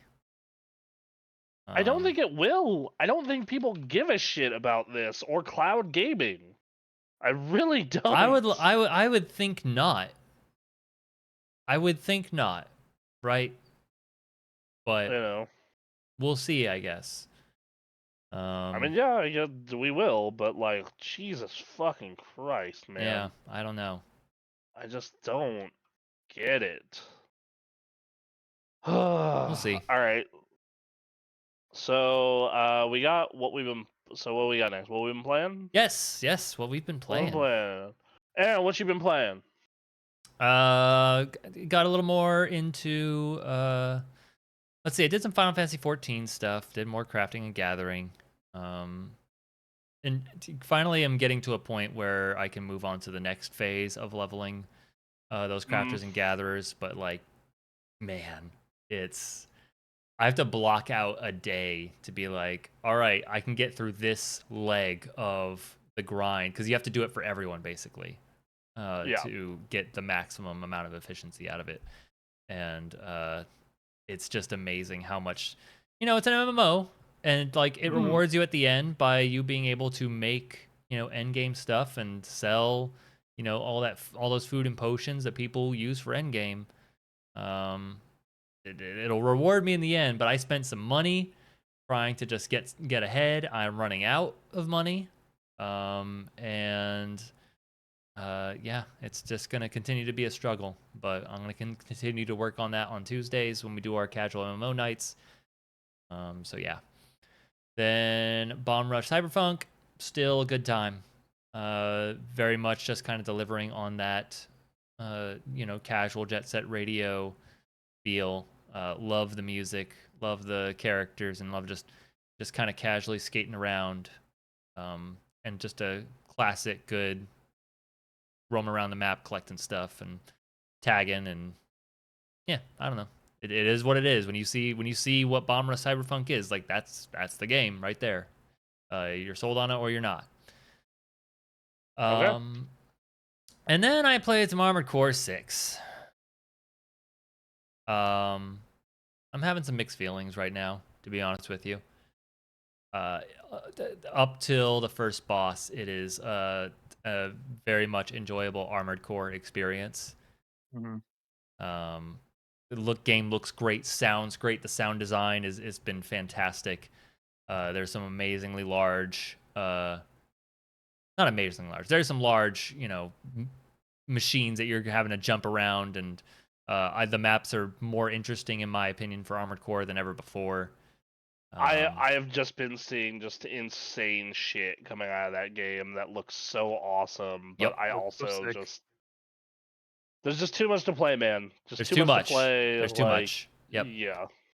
So I'm having fun with it, but I've been getting frustrated by the early game, specifically like your EN usage is severely limited. Like specifically just parts in general. Like I should not have played 4Answer before this, because 4Answer just gives you a lot early on and quickly. And this kind of doles it out a little slower. Not as slow as the older games, 1 through 3, but it's pretty slow. And as someone who uses my energy a lot for boosting as well as blades, it's I find it extremely limited. But yeah, and then I got to that first boss, and it's like, oh shit, they put Dark Souls in Armored Core. Okay. And so I'm taking a small break from it now. They do a thing where they just basically tell you what the weapon is that's going to make quick work of them. They unlock it, and then the person right before the boss is using that weird weapon that is different from just every other weapon. You're like, that's a weird thing. Why would you? What is that gun about? And they use it for the guy who's right before the boss is shooting it at you, and he's the first one to use it on you. So it's like, that's the hint. It's like, use that thing. That's a pulse gun, and this Balteus is using a pulse shield. Man, it'd be great if you can get through that. But I was stubborn, and I was like, I know that theoretically, because this is like Souls games, you can theoretically beat all the bosses in every level with any build. And so I was stubborn. I was like, I'm going to use what I've been using, and didn't work. Then I switched up my guns, but I tried to do something different because I just didn't want to use the pulse gun. I don't know. And that didn't work. I was not dodging fast enough. I was trying to use my shield, but my shield, even when I pull the shield up, I'm still taking at least a portion of damage. I'm like, okay, this kind of blows. So got into a bad mood and left. I'd probably just jump in, get the pulse gun, and just pulse gun and sword him to death. But I definitely brought back that feeling of like the Dark Souls boss of, I'm going to beat this, and I'm not going to feel satisfaction. I'm going to be annoyed that I even had to deal with it. I find that I find it so hilarious, because I'm just like, dude, I just get such a high off beating shit like that. I know. This is an anomaly specifically for me, but I did not get that high. I got that high watching you do it when we were doing the Dark Souls run earlier. Like, I was really happy for you that you were able to keep all your souls and you figured it out, and it was great. But man, when I play, I am just miserable. And then I beat it, and I realized I have to start the Dark Souls climb again. I was like, fuck this. It's a Yeah, but then you eventually finish the game. and then I don't have to play the video game anymore. Yeah, if I thought of it that way, if it was like you cannot play any other video game until you beat the Souls game, now there's stakes. Now it's like I want to play it again. I want to never play this video game again. That would be like that'd be a fantastic extra life stretch goal. Well, so that's the problem. Is it have to be longer than the length of Extra Life? It would have to be. No. It would be. It'd be like if we get like $3,000, Aaron cannot play any other game besides Dark Souls. I would be so pissed. I would be so mad, and I would be so determined to beat the game. Then you're right. Fuck, that would work. Like we're just like, all right, we have this fucking. It's just like, all right, community. Don't fail us now. 3K. Let's go. Oh, that's devious. That's a good way to earn money because I would be fucking miserable, and you would see salt unlike anything you have ever seen on a stream. Oh, dude, I got a little taste of that when you were doing Final Fantasy VII. I was actually I get those Facebook reminders every now and then, and like that clip forever lives on our Facebook. Yeah. So it popped. It was apparently like 2 years ago yesterday. That was posted on Facebook, and yeah, that clip was fucking hilarious. Yeah. It was so goddamn funny. I got to the crater and I said, okay, what do I need to do to do this? And the comments were, you got to go back and do this and this and this. I was like, fuck that. I will leave Final Fantasy VII unfinished. No.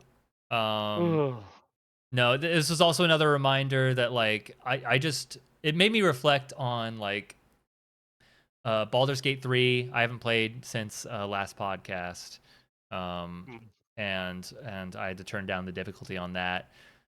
Resident Evil 4 remake, I want to go back to that eventually, but I'm going to turn that down to the easiest setting.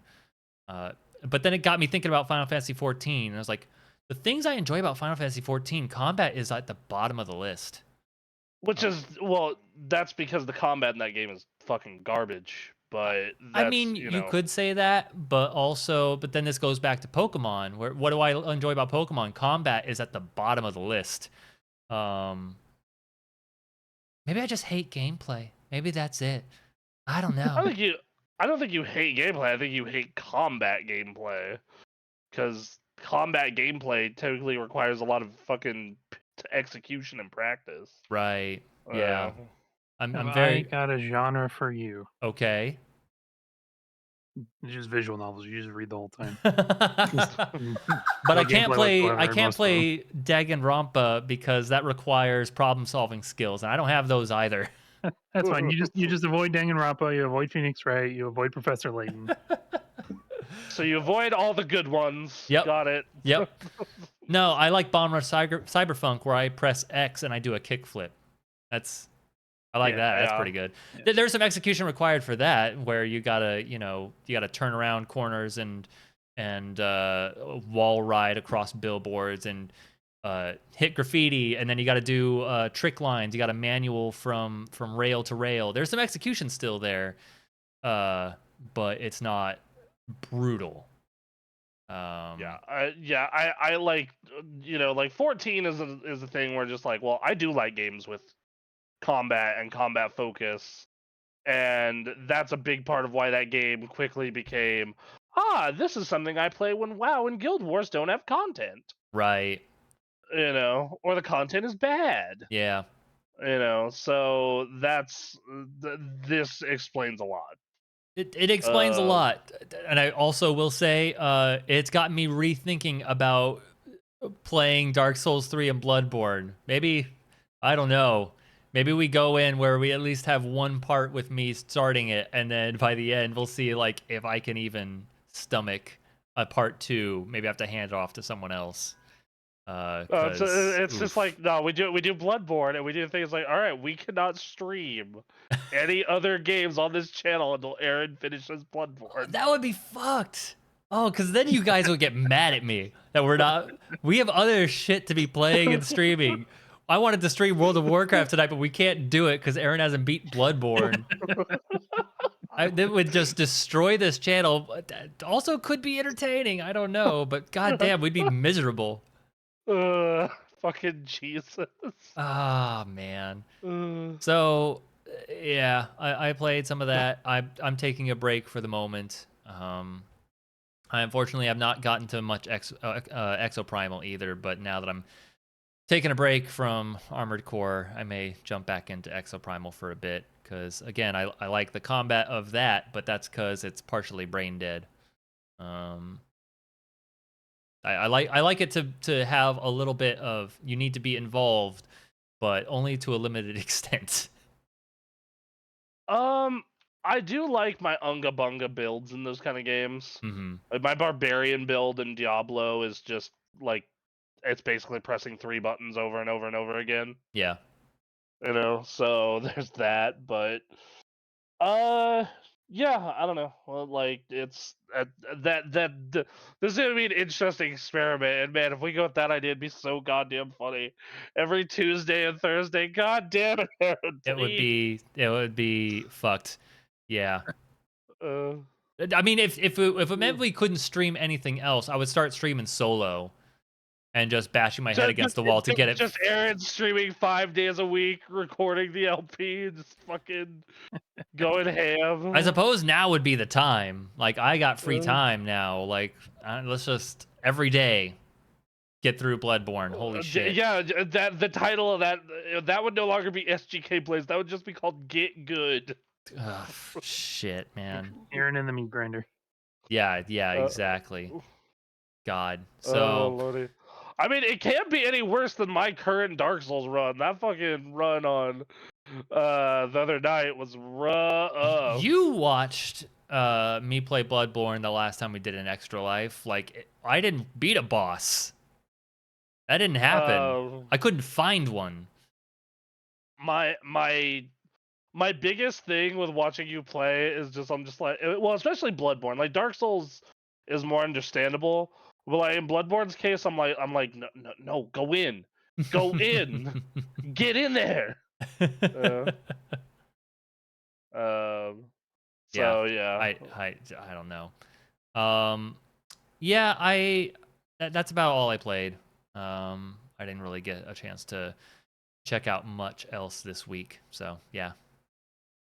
Cool. So obviously I did Dark Souls.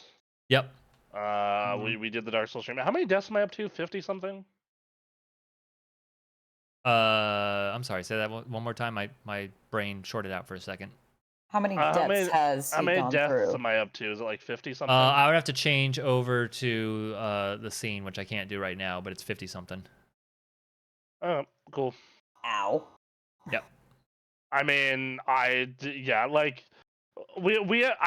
of put myself in a bad situation. I realized in hindsight because I died so much at that boss after re-clearing so many times. I was like, well, shit. Now I can't die like without grabbing them. So fuck. Yeah. Now I can't even just go farm because if I make a mistake farming, I'm screwed. So okay. Yep. I guess we have to beat it. Yeah. And when we did, man, that payout was worth it. I was Holy not shit. expecting you to save all those souls. That was not what I had anticipated at all, and you figured it out. I mean, like, I knew I was gonna get it because I was just like, all right, we are so fucking close every single time. Mhm. We are like, it is. Goddamn, we're inches away. Yep. We're inches away every time. If we can get down to just fighting one of them, this shit'll be easy. Mm-hmm. And boy, howdy, that was right. Yeah. I am not looking forward to Ornstein later in that fucking game. That's gonna be real fucking hell on wheels. We're gonna be there for a while. Yeah, I hope you boys want to see like. I was watching a streamer run through that section of the game, and they ended up getting like 500 deaths on that one set of bosses. Cool. Okay. That's rough. I don't think I'm gonna be in that bad of a situation. No, because that would last months worth of Dark Souls streams. Like that would be tragic for us. But yeah, it was like I saw another streamer finish the game with I think 900 deaths. Oh man. So All right. yep. I mean, we're already at 50 and we have 10 bosses to go. So That's true. That's true. You know, that's not and out we have of yeah. and I already heard I've heard so many things about Anne Orlando and Blight Town. Mm-hmm. Yeah. So and hearing all this, I'm like, man, I can't wait to play it. Can't wait to get back. Let's go. Yeah. Um, Good God. other than that Dark Souls run, boy howdy, I played a lot of fucking World of Warcraft. Yeah, you Yeah, are you riding that. did. You were riding that high. Yeah.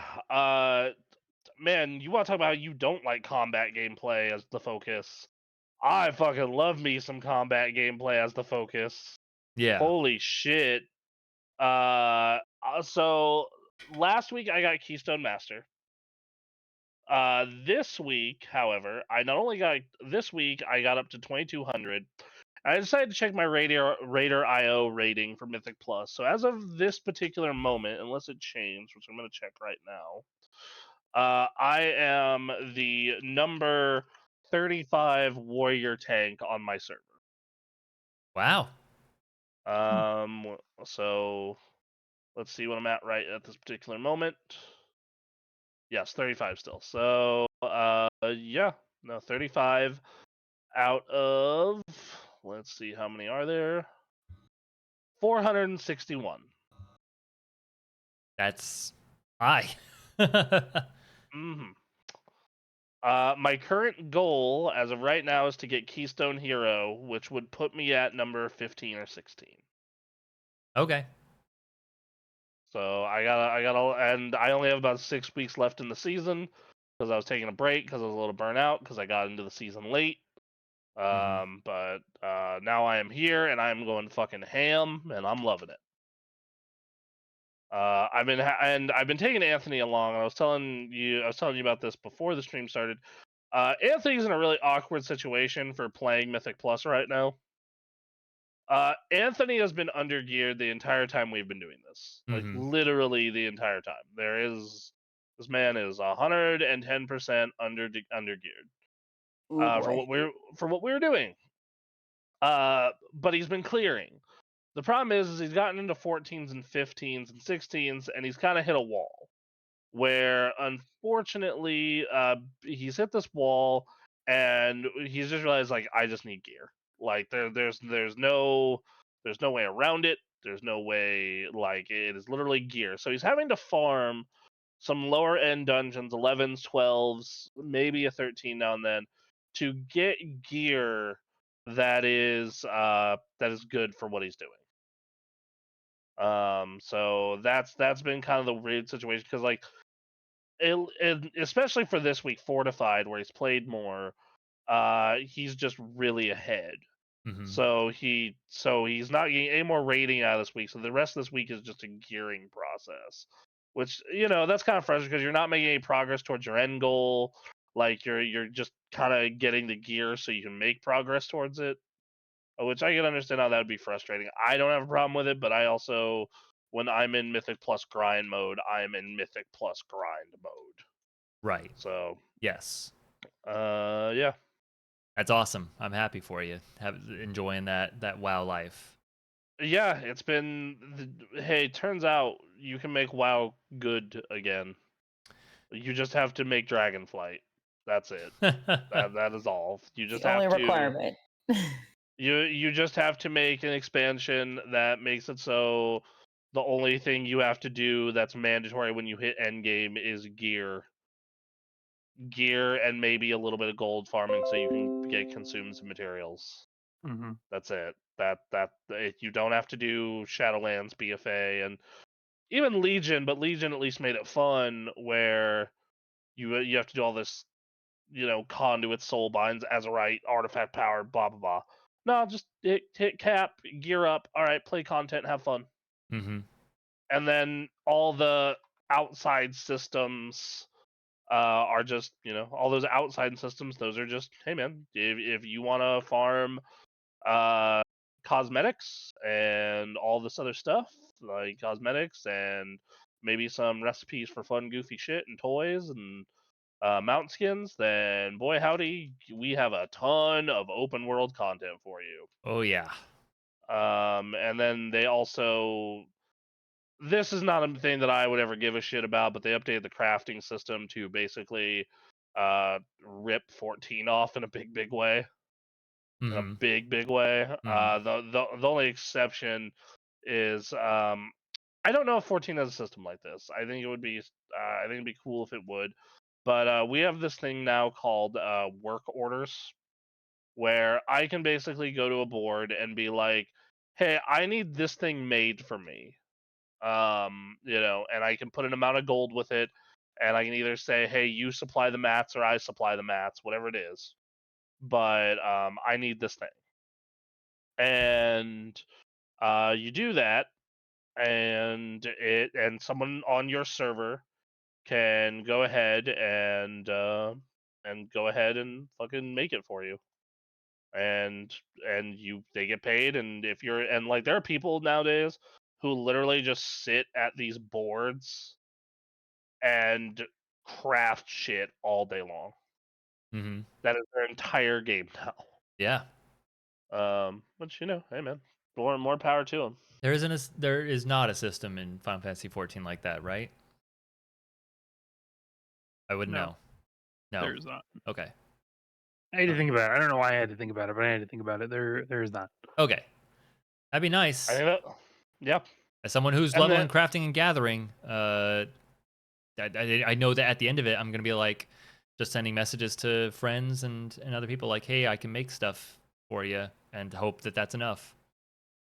Yeah, and they also have a system now where it's where like because of this, people are also often going into trade chat and being like, hey, I'm looking for a leather worker or a blacksmith or whatever with a very specific thing. Mm-hmm. Which you see more often. They basically just made crafting important again, and by extent, gathering important. So, as someone who runs all gathering professions, it's been something nice for me as well. So, Yeah. Yep. Agreed. So, yeah. But yeah, I've been doing the. It's official. I'm making my return to raiding. All right.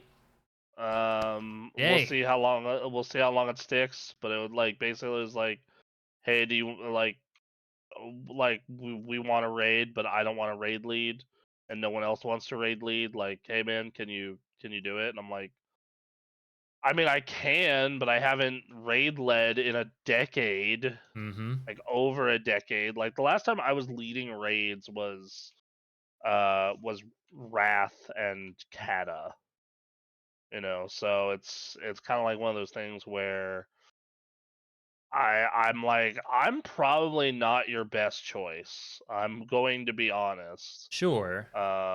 But if you guys are willing to do it on my schedule and do it the way I want to do it and work with me, I am fine doing raid lead, and so we'll see how it goes. Yeah. So, I think you're gonna do well. Mm-hmm. yeah. And then I've been doing a bunch of like casual content. Like I've been farming for Thunder Fury, Blessed Blade of the Windseeker, stuff like that. So yeah, I don't know. It's kind of been all of that going on. Just been having a fun time with all that. Like it's this thing that I bring up. Just like you never know when it's gonna turn to shit. Mm-hmm. So I'm enjoying it while it's good, because I have high hopes for 11.0. It seems they learned their lesson, but we'll fucking see. Yeah. Like I don't. if we're being completely honest. I don't know, man. It does give me hope. Is Chris Metzen is writing the next one, and Oh. he's the one who wrote Warcraft 3 and Legion and Wow. most of the good stuff they have done. So It is a good sign. That's a good sign. that is a very good sign. I'm just like, because like the only real the only real complaint I have about Dragonflight is I think the story is just kind of okay. Mhm. I think the side quests are fantastic. I've done so. I'm halfway to lore master, and so many of the side quests have been fucking fantastic. But the main plot, our version of the MSQ was, I describe it as fine. It's Mhm. fine. Like it's not bad. It has some cool moments. But it doesn't. Outside of the Black Dragon subplot, it really hasn't made me be like, oh, this is so good. It didn't do what Legion did, where like every single part of Legion, I'm like, this story is fucking incredible. Right. So yeah. I don't know, Jesse. Like, I know that you left Dragonflight. Yep. So I'm like, what was your reason for leaving? I'm curious because like this is the best WoW has been to me since Legion. Oh, there were a couple story quests that were bugged, and I couldn't complete them, so I couldn't complete the campaign. Oh my So fucking I was god. That's I was rough. like, well, I'm done. Yeah, Okay, wow, that's a bummer. I do Yeah. not blame you. It's probably fixed by now, but I don't. I mean, hey man, if you want to come back, you got me. You got a healer and a tank ready to roll. So, and you don't have a Final Fantasy group right now, and we got a raid team going. That's I'm true. just saying. Uh-huh. I'm just saying, man. In and out, 20-minute adventure. That's right. And that is all. Yep. God. Yeah. I don't know. And I've actually even been getting into PvP a little bit. Not like the arena because I have a life, but like going back and doing battlegrounds. Which like battlegrounds are still fun because they're just fucking chaos. Mm-hmm. Hmm. It's just like I'm leveling a rogue. I'm doing that rogue leveling project on the side also. I'm like, man, it'd be really fun to just queue Warsong Gulch over and over again and kill people repeatedly trying to grab the flag. Just be a fucking real menace to anyone who tries to grab the fucking flag. And the Um, most fun I had playing WoW, I think, was when I was leveling an assassination rogue in PvP only. oh god, that It does was sound so amazing. fun. Okay, so you had to have done the thing where you make a level 19 rogue and just grief Yeah, people. yeah, absolutely. Yeah, like it's the best. It is the Yeah. best experience. You can't play that forever. You'll get tired and bored, whatever. But like, man, is it like it's one of those things where it's just it's so good. Hmm. Hmm. It's so good. Um, but yeah, so I mean, yeah, man, I've just rediscovered the fun of World of Warcraft again. So if you want to see if that quest isn't bugged, you got a tank and a healer homie, and I know you're horde, but cross faction is a thing now. We can do That's everything right. together. That's right. So the cross faction collusion has happened. Hmm. Hmm. You got it. You got a tank, you got a healer. Like we got a whole guild full of people. It's a small guild. It's like 25 people, but still, we're Yeah. playing. We're having fun. Yeah. Um, but yeah, yeah. I think I shat on Blizzard for a solid year and a half straight, and a lot of people left the game, and it ended up better for it. So good things can happen. Yeah. Yeah. Yep. Other than that, I don't know. Just mainly playing. Just that's basically it. Oh, I actually did a little Guild Wars this week. I'm working my way through Guild Wars' MSQ, which is like a bajillion hours long. Mm-hmm. And yeah, and I told you that it's very much like the Final Fantasy MSQ. It's fucking long. It's very long. But so and very much like the Final Fantasy MSQ, but unlike Final Fantasy MSQ though, it has these parts where you need to farm these things called masteries, which Guild Wars cap has been the same since it launched. Which was, Guild Wars launched 2012. Its cap was 80. It's still level 80. Flat progression. I've gone over this before. But it's just the fact that but every expansion has these things called masteries, which gives you new abilities, and that's fine. I think that's actually a really cool idea and concept. to have like expansion specific abilities. Like, oh yeah, you need to do this thing in this zone because it's really it makes sense for the plot. Fine, that's cool. Like that's awesome. Being able to burrow through tunnels in this jungle area sounds dope. However, it's really annoying when the story is like, hey, if you want to continue the story, go farm events or raids or fractals, which fractals are their version of mythics, to progress the story. And you can do whatever you want to farm it, which is nice. So if you just want to hang out on a map and do map events, if you want to do hearts, which are their version of quests, like anything you do translates to this, but it's still just like a real momentum killer. Like it'd basically be like in the Final Fantasy MSQ. If you were like going through the MSQ, you're really enjoying the story, you're kind of in the middle of it, of an expansion story, and then it's like, okay, we need you to go farm roulettes or hunts or whatever for like 1 full level's worth of experience, and then you can progress the MSQ. Okay. Yeah, it's you can imagine how fucking annoying that might be. Yeah. Yep. Yes. Agreed. Agreed. Yeah. Shit. So, and I get it. They're trying to get you to interact with the world and other players out in the world, and that's cool. I'm all for that. But if your goal is to do that, gating the MSQ behind it is a fucking god awful solution. I think that a good alternative solution was the one my girlfriend suggested, which is because she is a Guild Wars 2 player. Like she raids in Guild Wars 2. She has tons of achievements. She is super hardcore in that game. Her solution was okay.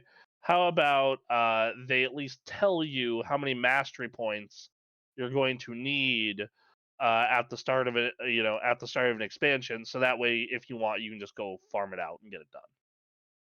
Yeah, like that's because that's the worst part is like the story's getting momentum and I'm making progress, and then like I just knew, like, okay, to complete this expansion, you need like 12 mastery points. I'd be like, cool, I'm gonna go farm those out immediately so I can enjoy the story. Yeah. So, yeah. All right. Yeah. So I don't know, and I kind of just log in a little bit each day and slowly work on it. I'm honestly considering just leveling up a whole bunch so that way I can just do that, like just straight up, just like, okay, I have like 20 mastery points banked. I now will hopefully not have to worry about this the entire rest of the time I'm going with this. So yeah. Cool. Yeah. All right. Yeah. What about you, Ninja? What you been up to? Street Fighter 6. I am still going pretty hard on that game. Nice. What else have I been playing? Baldur's Gate 3. A lot of Baldur's Gate 3. I just finished Act 1. I just got into Act 2, and Yeah. hours later, Yeah. 38 hours. In like a week and a half, my girlfriend has played 60 hours of that game. Yeah. Holy shit. Yeah. So good. No, it's such a good game. it really is a good game. It's fucking.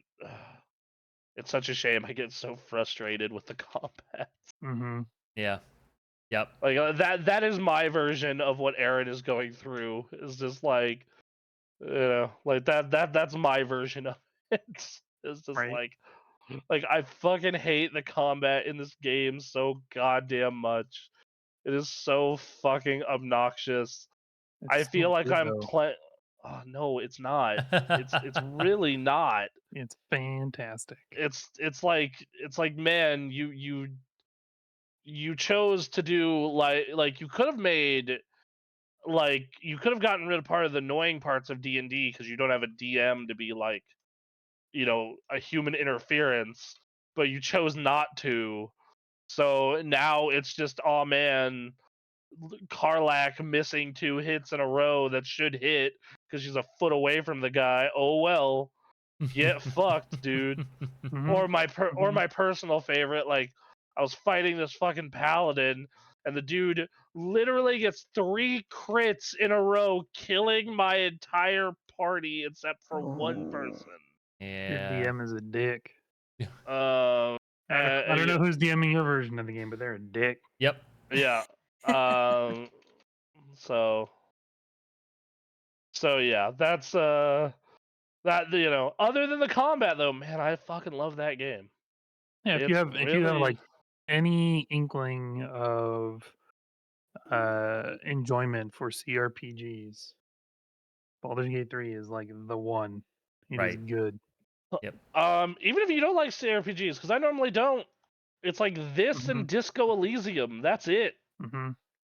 But I'm having a good time with it. So, yeah. Cool. All right. All right. Well, all right. And then I've played Unguard, What's which is that? a game that came out this week. I thought it was gonna be like a Souls-like roguelike. It is not. Which is fine because it's essentially like you're like a Spaniard swashbuckler trying to like bring down the corrupt governor or mayor of your city or whatever. Oh, And yeah. it's all combat. And all of the combat is lifted straight out of the Arkham Batman games. So if you like the Arkham Batman games, you are probably going to really enjoy this game. Sounds pretty dope. I remember you bringing this up, and this game actually looks great. Yeah, it's fantastic. It's funny. There are a ton of references to other things. Find playing through the game, I find myself chuckling at like a lot of one-liners and quips and stuff.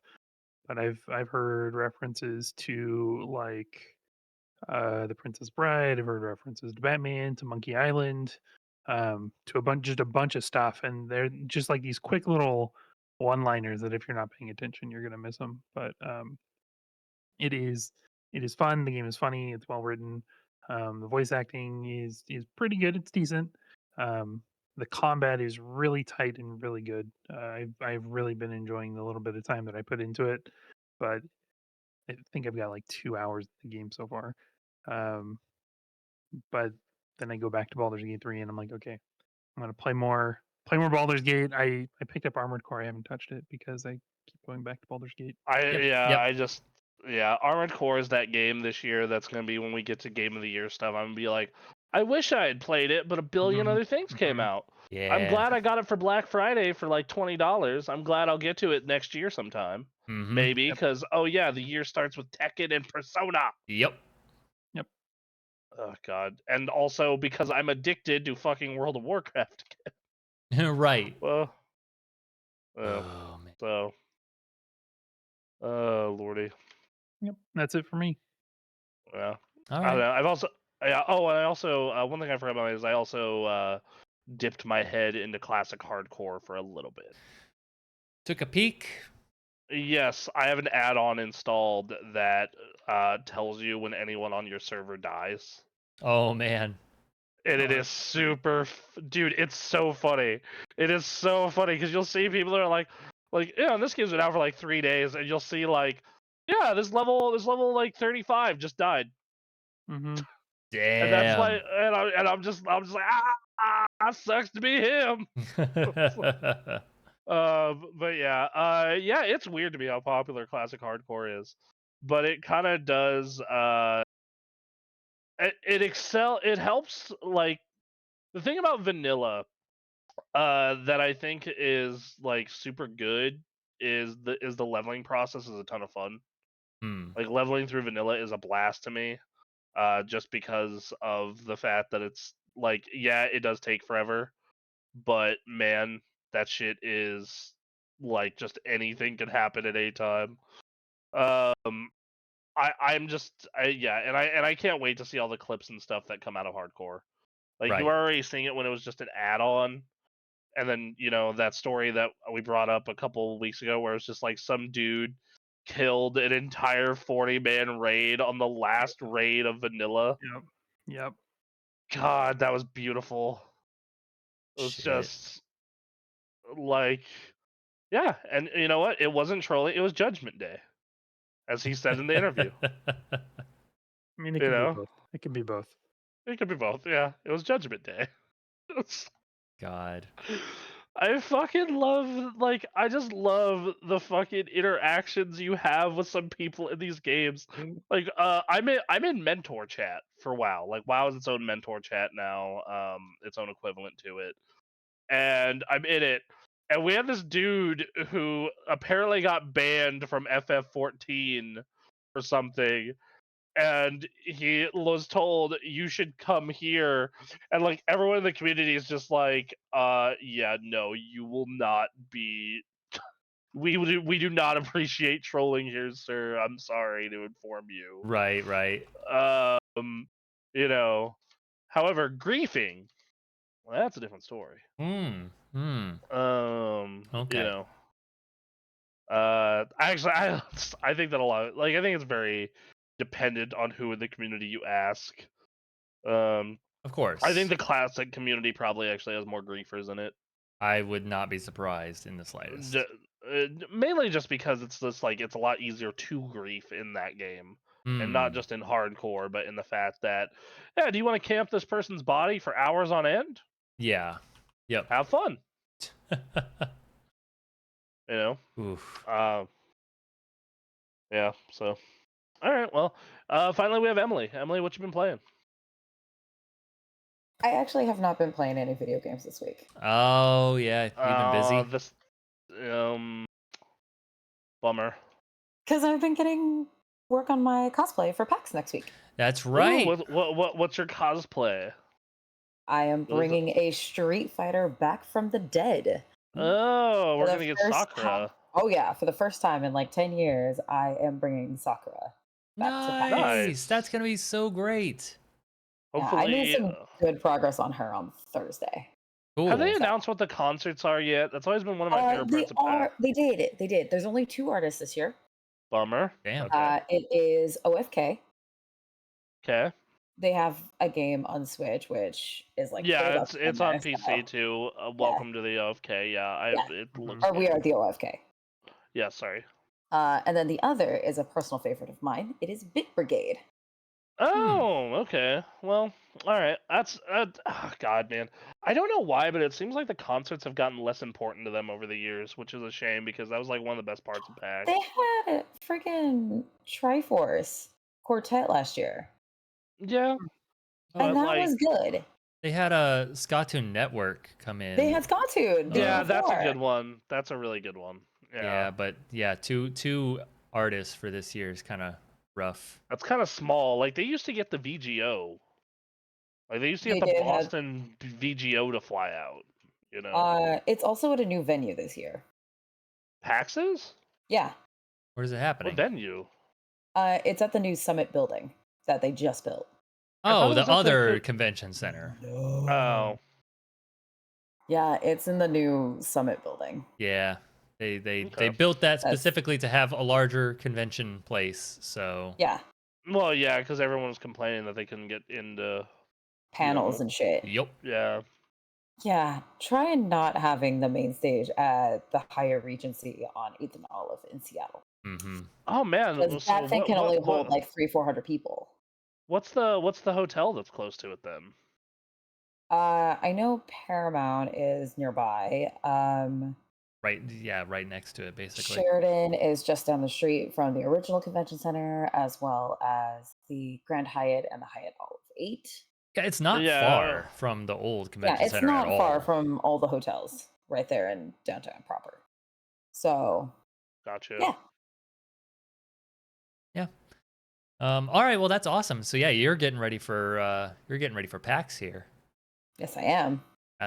That'll be between work and getting your cosplay ready and getting rest. Get rest because this coming PAX. Let me The tell you. fuck I will. Yeah, man. Lord, I'm not even going to PAX. You know how long I slept yesterday? Well, yeah. 12 hours?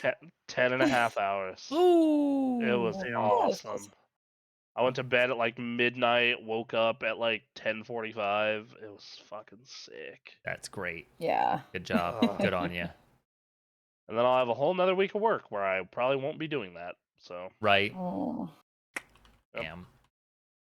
All right. Well, damn you, capitalism. I know. Fucking terrible. Whoever came up with this. God damn it. Ugh. All right. I think that's it for us. Yeah, I'd say so. Okay. So Tuesday, casual MMO. Yeah, it'll be just me and you. I'll be working on some Warcraft stuff. Probably sans Anthony since he's getting ready for his big trip. He's getting ready for his trip for And PAX as then, well. yeah, and then Thursday is more Dark Souls. Thursday's more Dark Souls. I'm going to get the episodes up on YouTube for our Dark Souls Let's Play as soon as possible, hoping it comes out Monday. Yeah, we got a which- comment that someone was rooting for the skeletons, by the way. Thanks, whoever said that one. That's hilarious. Fucking dick. So, yeah, hopefully by the time this podcast comes out, 2 of the 3 episodes have released. And that way, by the time Thursday comes around for our Dark Souls stream, you'll be caught up. And so, yeah. And other than that, I think that is our plan for this week. Yep, I think that's a show. Cool. All right. Well, thank y'all for joining us for the stream. Be sure to follow, like, subscribe, and all that stuff. And join our Discord. That's where we're keeping people informed on what we're doing and just talking about whatever else. So. And then Twitch Primes. Yeah, Twitch Primes. use that Twitch Prime. Give us that Amazon money. Amazon doesn't need it. Yeah, Amazon doesn't need our Absolutely money. not. Give it to Jesus. us. Yeah. You give us that $2.50. Yeah, hell yeah. Oh, All right, that's rough. that's a show. I'm gonna go play video games now. Yep, same. All right, Bye, y'all. bye. Yeah.